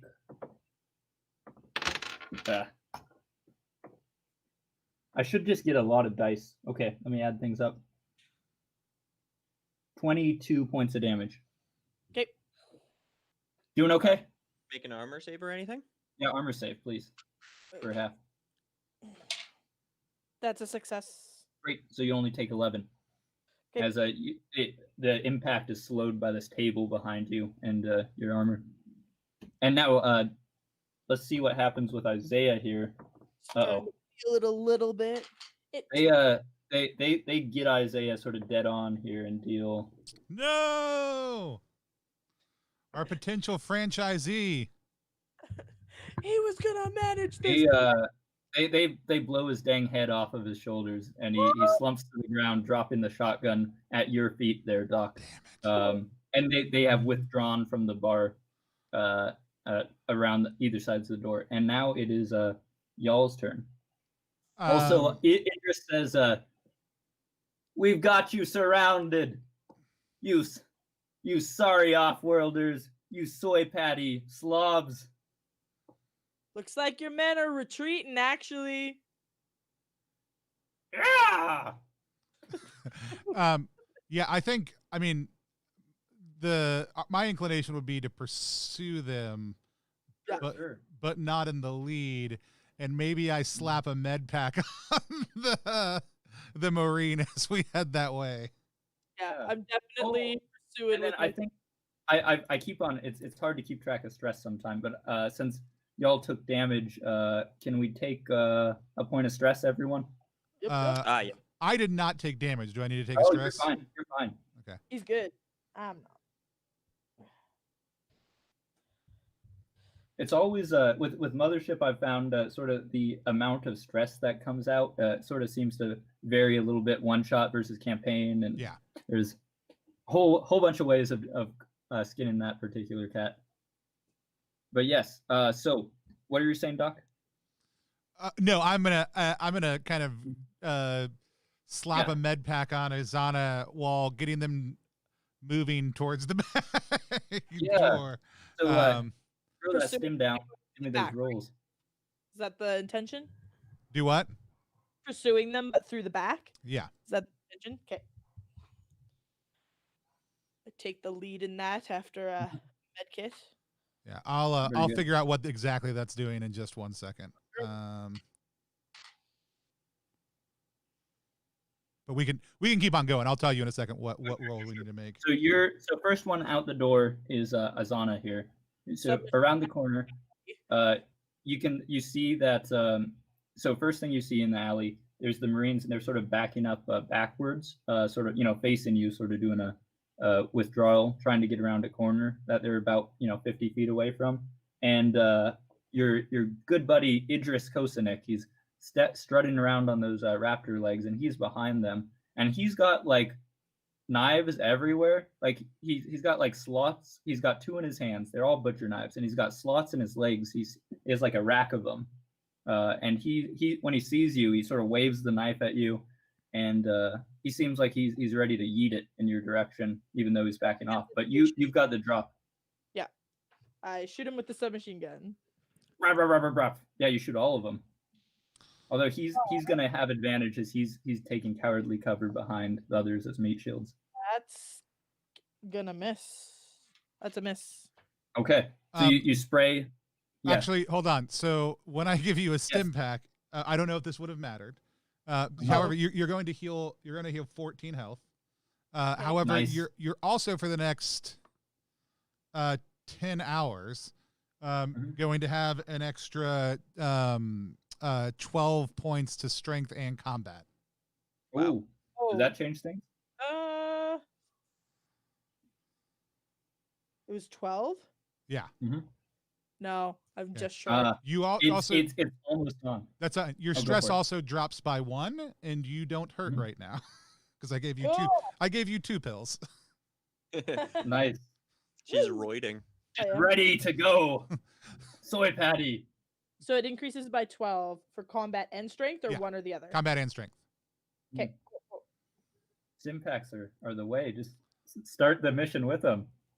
Well, I think this is a common thing that we've done before, but there's a reason that the doctor keeps the medicine and the Marine gets the medicine from the doctor when It's needed. the combo for sure. Okay, yeah. Donald is gonna haul. Yeah, Donald, you can see and everything, and your ears or your audio processors are good. Wicked, recalibrated. There's gonna be like a big char mark on his. Oh chest. yeah, you burnt- can see some of the under stuff. And he's gonna run towards the door with his vibe shetty, but he's not gonna leave. He's gonna stay on the inside and be the last.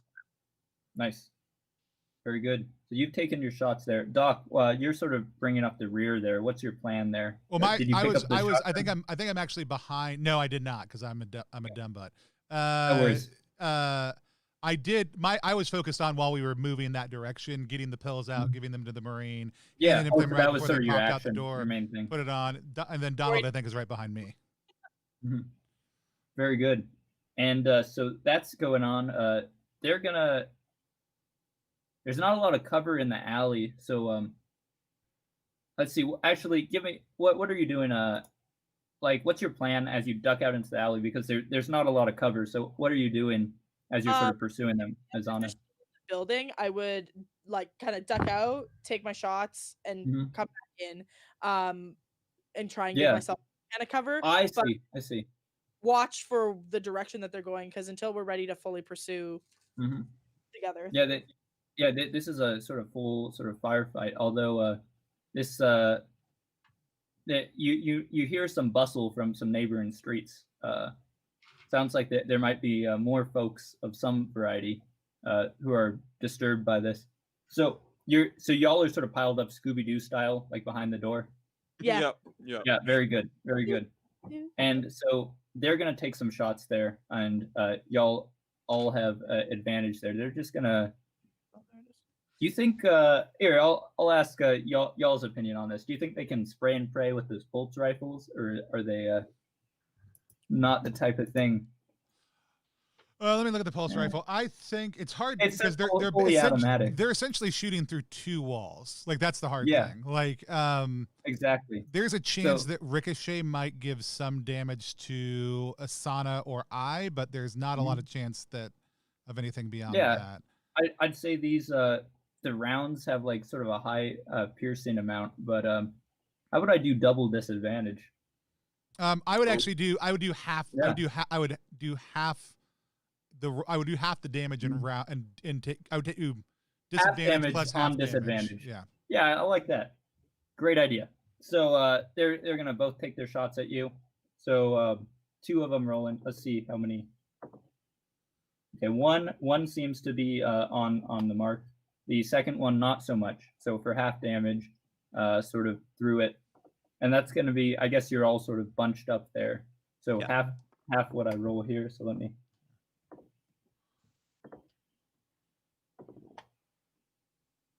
So that's going to be 16. Half of that being 8 damage. Okay. As a sort of shrapnel from the walls hits you. And then What was that? There? Go ahead. Do we get to make armor saves on top of that? Yes, absolutely. Yeah, every time you get to make the armor save, unless like it's a strange circumstance. Okay. Sounds good. I failed. I take the full 8. failed as well, barely. Okay. Very good. I succeeded. Should we take a stress for taking damage, or? Yeah, that'd be great. Thanks for the reminder. I always forget on the stress.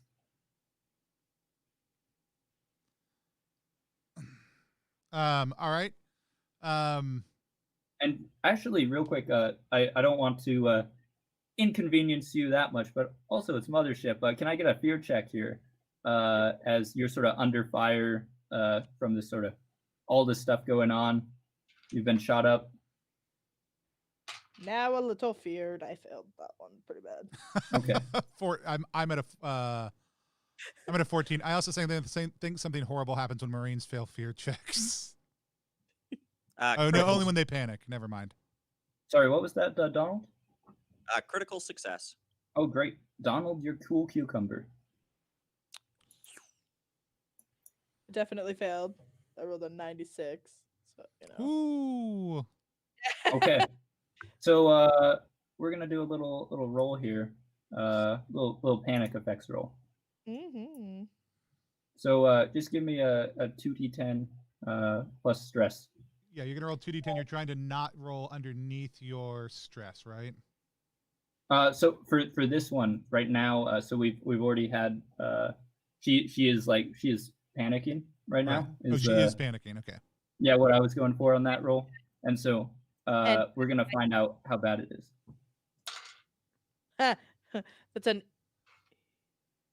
That's 14. 14. You stress, right? Yeah, plus stress.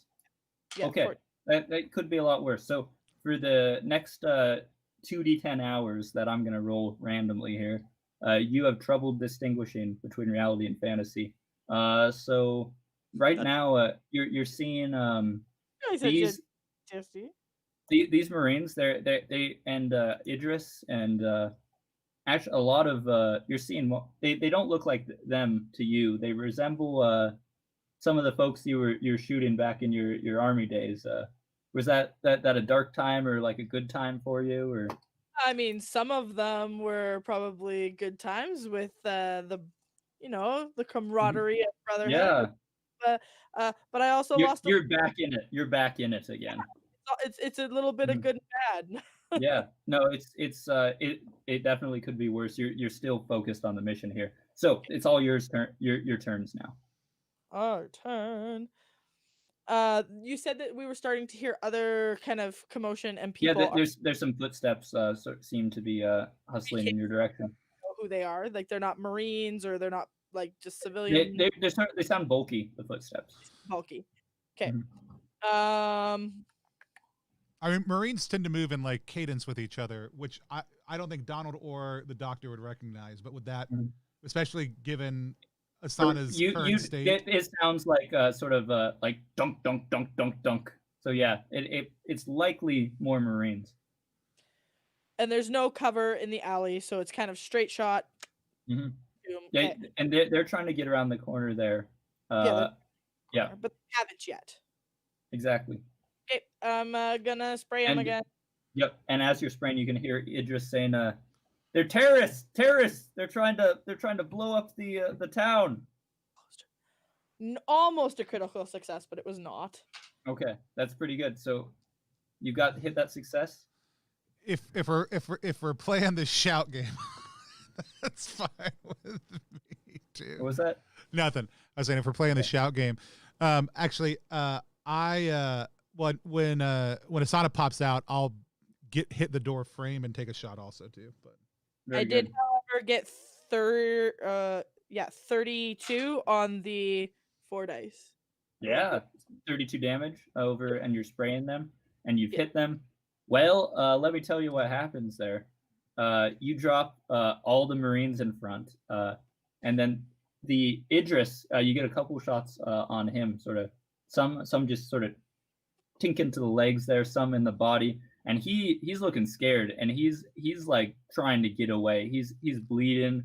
He's looking a little pale, and it's everyone else's. What are you doing? I made a successful combat roll to shoot Idris with a trank dart. All right. So they're gonna make a body save. I love it. Yeah, he'll make a little body save, and well, what do you know? He gets a couple feet, and then he slumps over, and he sort of hits the ground pretty hard because those legs are a little high for him, and he slumps out. So here's the situation as I see it right now. You've got some Marines coming. It's hard to tell how many more clomping down. There's been gunfire exchanged. He's passed out. There's 2 dead Marines there. What are y'all doing? Sort of outside of combat. Yeah, so if we just dropped him, Trying to get to Yeah. him. I feel like we should probably haul him back in the bar Take advantage of the hostage because situation. we need him. Yeah. Yeah. This is far outside Soy. You do have. He's pretty close to the bar, so without like speed checks or anything, you will be able to like pick him up and then drag him with all of you. Just throw him behind. Get in the bar. You've got your tables, and you've got this knocked out Idris hostage. Can I disconnect his legs?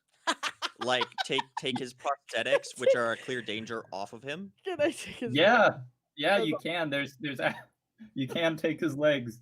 There's sort of a clear sort of sit mechanism there. Some buttons. You get out a little screwdriver, and they pop off. Just leaving the sockets that fit in. Awesome. And yeah, I'm gonna let you guys tie him up. Yeah.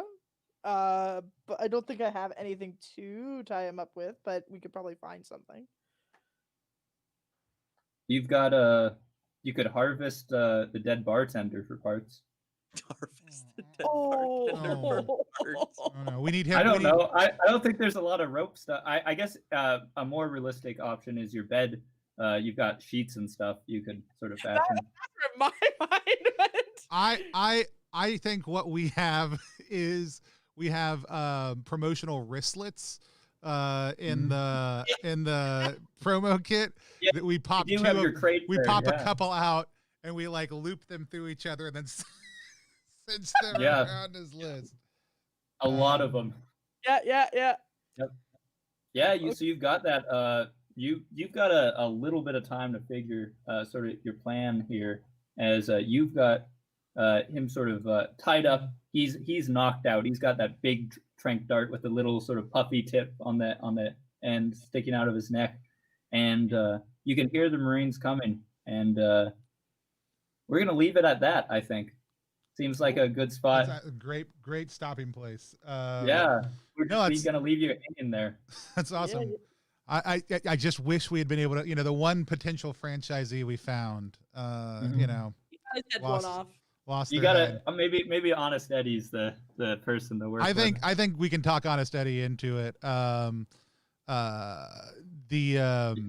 I love it. So let's we do a thing here on. That was awesome. Yeah, absolutely. So we do a thing here on. I'm going to start over. So it's time for our reaction roll interview series. We do a thing here on +1 where right after we play a game or a piece of game content with the creator, we sit down and we talk about what our thoughts were about that game. And we get a chance to ask the creator some questions. Today we are playing the Desert Moon of Karth. With Joel Hines, and we just finished playing it. It's a Mothership module, and we are going to get a chance to just ask him some questions and share our thoughts with that. My name is Tony Vicinda. You can find me at Tony Vicinda across any social media platform, and you can find us at +1EXP, where we multi-class in tabletop game design, the beard and skincare alchemy, and the Bardic College of Content Creation. But let's meet our other 2 players first, and then we'll get a chance to have Joel give us his elevator pitch for the game, and then we'll talk about what our thoughts were. So Stephen and Melissa, do you guys want to go ahead and introduce yourselves, let people know who you are, and then we'll let Joel give us the elevator pitch for the game. You go. Yeah, sure. My name's Stephen Rosia. This is my lovely wife, Melissa. Yep. We run a Pokemon D&D game on the Hivestream channel on YouTube, also Hivestream1 on Twitch. I'm a writer, illustrator, storyteller. I primarily work on comic books, and right now I'm working on a video game. You can find out more about me at Stephen Rosia on Twitter, all that ongoing fun stuff. My day job is I work with kids. I engage them in some role-playing stuff there, so we play a 5e game. I also am just kind of a casual crafter and artist, as well as on Hivestream, and you can find me on Instagram at rusty_bucket_project. So, Joel, tell us a little bit about the Desert Moon of Karth, what it Yeah. is, and what your plans for it are. Yes. Sure. So it's a Mothership zine coming out for Zine Quest on February 8th. It's a space western sandbox module, so very sort of open world. There's point crawl. There's a city to explore. There's immortal organ harvesters. There's sand squid, and it's definitely inspired a lot by things like Dune, Firefly, Cowboy Bebop, and definitely would like to add to the Mothership universe for like a sort of varied campaign. And I've had a lot of fun making it, and I think it's a sort of been a real fun setting for me to explore while making. Awesome. And if you are just joining us or watching this later, just the reaction roll piece, and you're wondering, what is this symbol in the middle of all of our faces? This is the SoyPatty King logo, at least within our game. I don't know that it's canon, but Steven drew up yesterday when we were talking about it. Our crew was on the Desert Moon of Karth to establish a franchise bulkhead for corporate overlords, the SoyPatty King, which it was vaguely like a foodstuffs thing and also vaguely like a Burger King McDonald's thing. It was a lot of fun. Definitely the most light-hearted Mothership premise I have ever played with, for sure. And so, but we had a fun time. It was one of the role options coming in. Yeah. So let's hear it from Melissa first, actually. Melissa, so this is your first time on stream. I was super glad to have you join us. You're welcome back anytime. But what were your thoughts on the Desert Moon of Karth? And not so much the mechanics, but the setting and the adventure we got to just have. Yeah, for sure. The whole experience with Mothership and the setting was new to me. So thank you both for the experience. This desert moon situation, I would love to explore more. The I guess villain in our in our kind of one shot, very creative. The multiple amputee freaky knife thing, really cool. Loved that. Yeah, it's a very cool setting. Love to explore more. Love to witness the what are they, sand Squid. Squid. sand Yeah. squid. I was curious as to what those monsters would have caused in terms of damage and stuff to us. What kind of fear factor that is. Now, do you have any But yeah. questions for Joel about the setting or the design process, the world, anything like that? Questions or comments? Yeah, either one. Questions? Yeah, I guess as someone who does DM but has not necessarily created their own world, what advice would you have to give somebody on creating a campaign setting in a world such as this? Sure. I think it's a great question because it's something that is really worthwhile, but it also I think has some pitfalls. If, for example, you feel like you need to build an entire detailed world and the ancient history of the world and how all these thousands of factions connect. And I think having a sense of scale and sort of constraining yourself really helps. And thinking of things first foremost as how the players will interact with this thing, like what is the value to the game, to this thing in the setting I'm making. And I think coming from that standpoint, benefits, you have a setting that is more interactive, lively, and helps your game. But also, it's good for your sort of mental health because you do not need to invent thousands of years of history and a complex economy and political system that scientists would think is legit. And I think now that's some people can do that, like Tolkien and stuff. But I don't think that's for me personally with my scale of creating stuff. Cool. Awesome. Well, awesome. Steven, tell us a little bit about your thoughts on the Desert Moon of Karth. Yeah, I mean, your comments aside, this feels fully realized. Yeah. Right from approach, trying to get down to the planet itself. I imagined when I heard the title of this that we would be flying in on our ship, landing somewhere, or maybe something would go wrong and we'd crash land, but landing our ship on this planet with a space hub or whatnot, and that is not the case. There's something very specific, and it evokes this real sense of awe and realization as you come to it, all the way down to they're talking about this ancient technology, how they themselves don't understand what's going on, and us as players feel that as well. And then finally getting down into this podunk town where things are obviously corrupt or bad or whatnot. We have colorful characters, and from the map that you showed me, like I would be excited to go out and see Yeah. what each of those different spots on it Mhm. have. Yeah, your realization of this world, and a key factor to playing an RPG or just reading a module is what sort of ideas it evokes, or what sort of um, how it inspires you to actually play the game as opposed to just reading a book and being interested in the text itself. I Mhm. think you really nail that. Sweet. Awesome. Yeah. Yeah. Do you have any questions for him, Stephen? Yeah. I would. I guess my question in terms of your module here is: can we expect the same level of, I suppose, realization to each corner of the map? Mm. Like, if I decided to take off and set up my own Soy Patty King franchise Mhm. different corner, would the module allow me to do that, or am I kind of looking to make stuff up as I go? Yeah, I think so. I've got about 10 locations that are fairly detailed. I think Larstown has the most sort of particular individual details to it, as it's sort of a complex sort of town. It's sort of a bit of the sort of starter location for the map, right?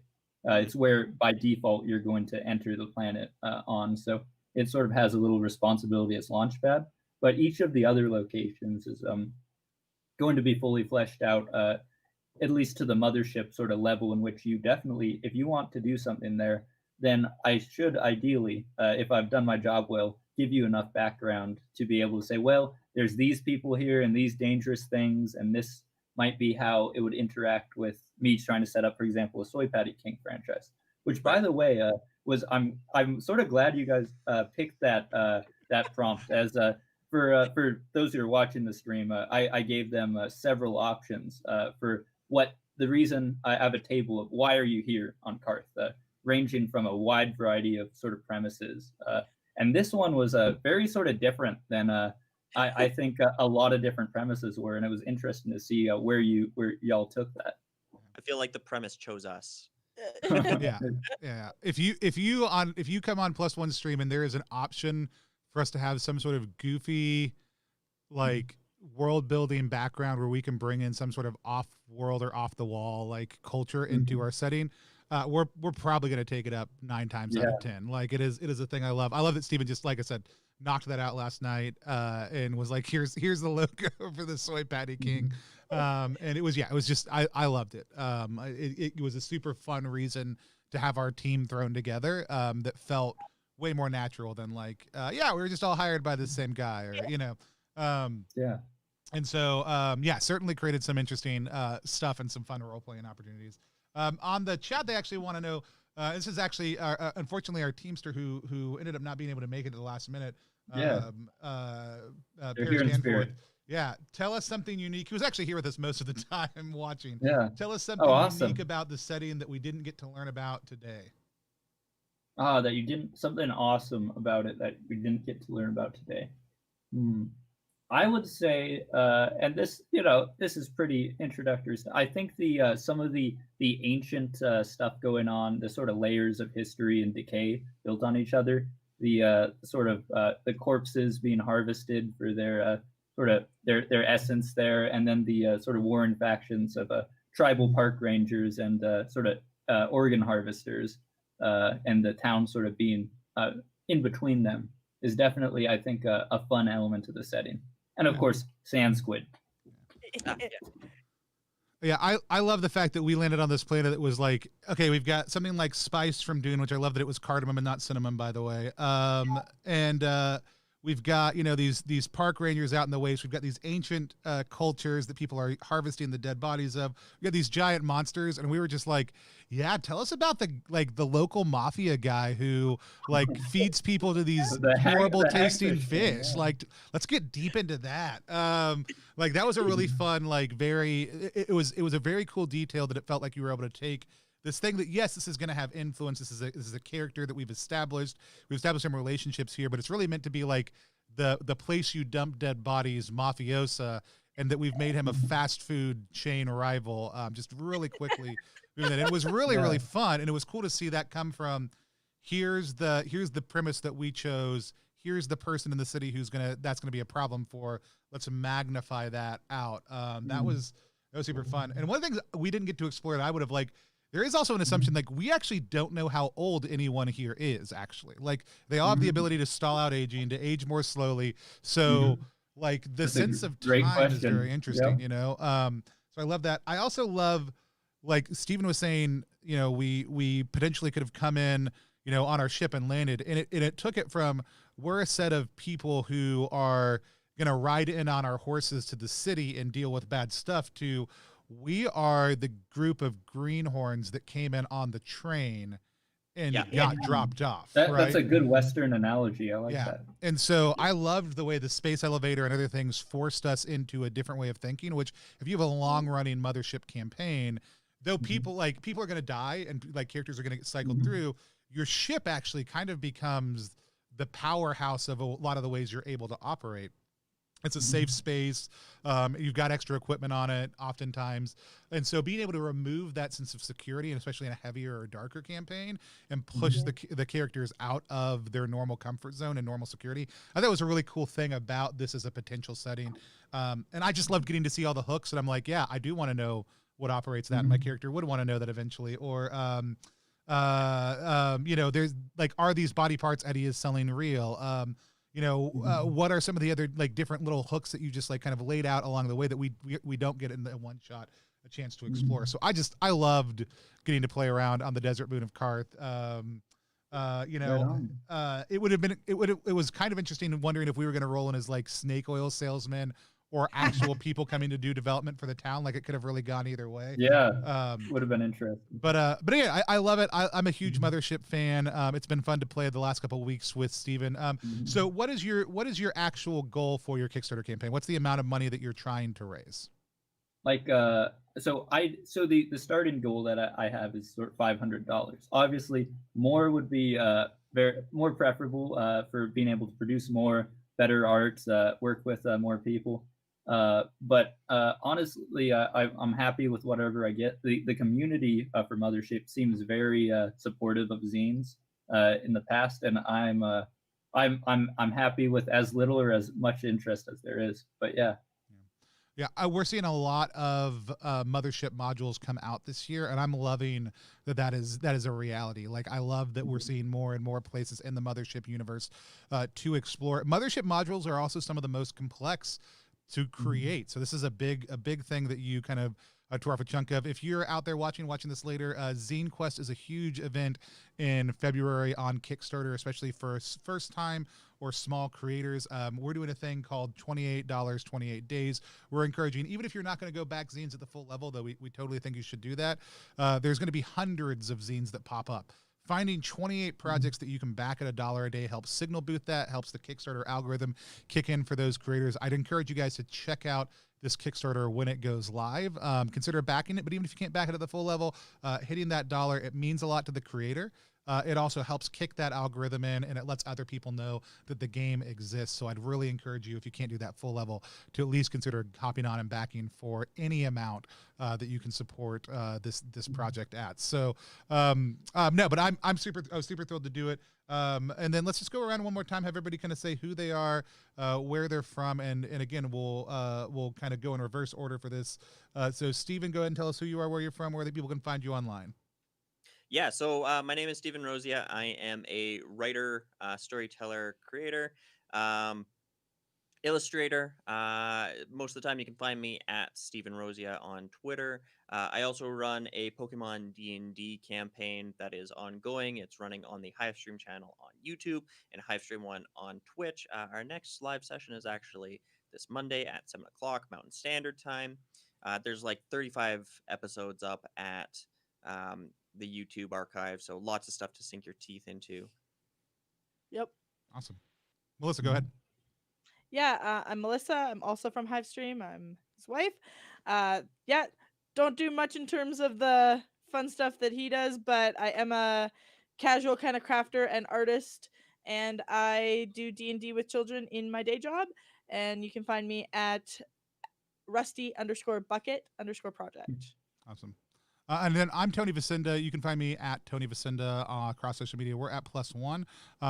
You can find us at +1EXP across any social media platform. I'm going to let Joel take us out in just 1 second, but our entire goal is to create content that helps support independent tabletop role-playing games. So if you are a creator out there, if you're somebody who'd like to maybe come on screen one time and run one of your games, we would love to connect with you. You can find, again, everything we do at +1EXP, youtube.com/+1EXP, or +1EXP.com to check out our games, our bombs, and everything else that we do, and all that money goes back into supporting tabletop content. So please check us out if you get a chance to. But Joel, again, tell us one more time the name of the project and where they're going to be able to find it and when they're going to be able to find it. Sure. And closing out, it's Desert Moon of Karth. It's going to be a sandbox space western zine on Kickstarter, and it's going to be launching on February 8th. And I'd be stoked to have you there with me and explore those deserts. Awesome. And we'll be pushing it out also the day it goes out, so look for that on our channel as well if you don't know where else to find it. But we're looking forward to it. And until next time, which next time is in like 4 hours, because we're going to do some OSR action tonight. We got a double stream Saturday. Come back at 8 p.m. Eastern time to watch us play some Magic and Shit. Is the name of that awesome project. I'm gonna watch that. Yeah, Levi Combs project. I'm very excited about it. So we're gonna play some OSR action tonight, some classic fantasy crawl, and maybe die. Who knows what happens? But until then, we're just gonna wave it by at the screen until I take us offline. Bye.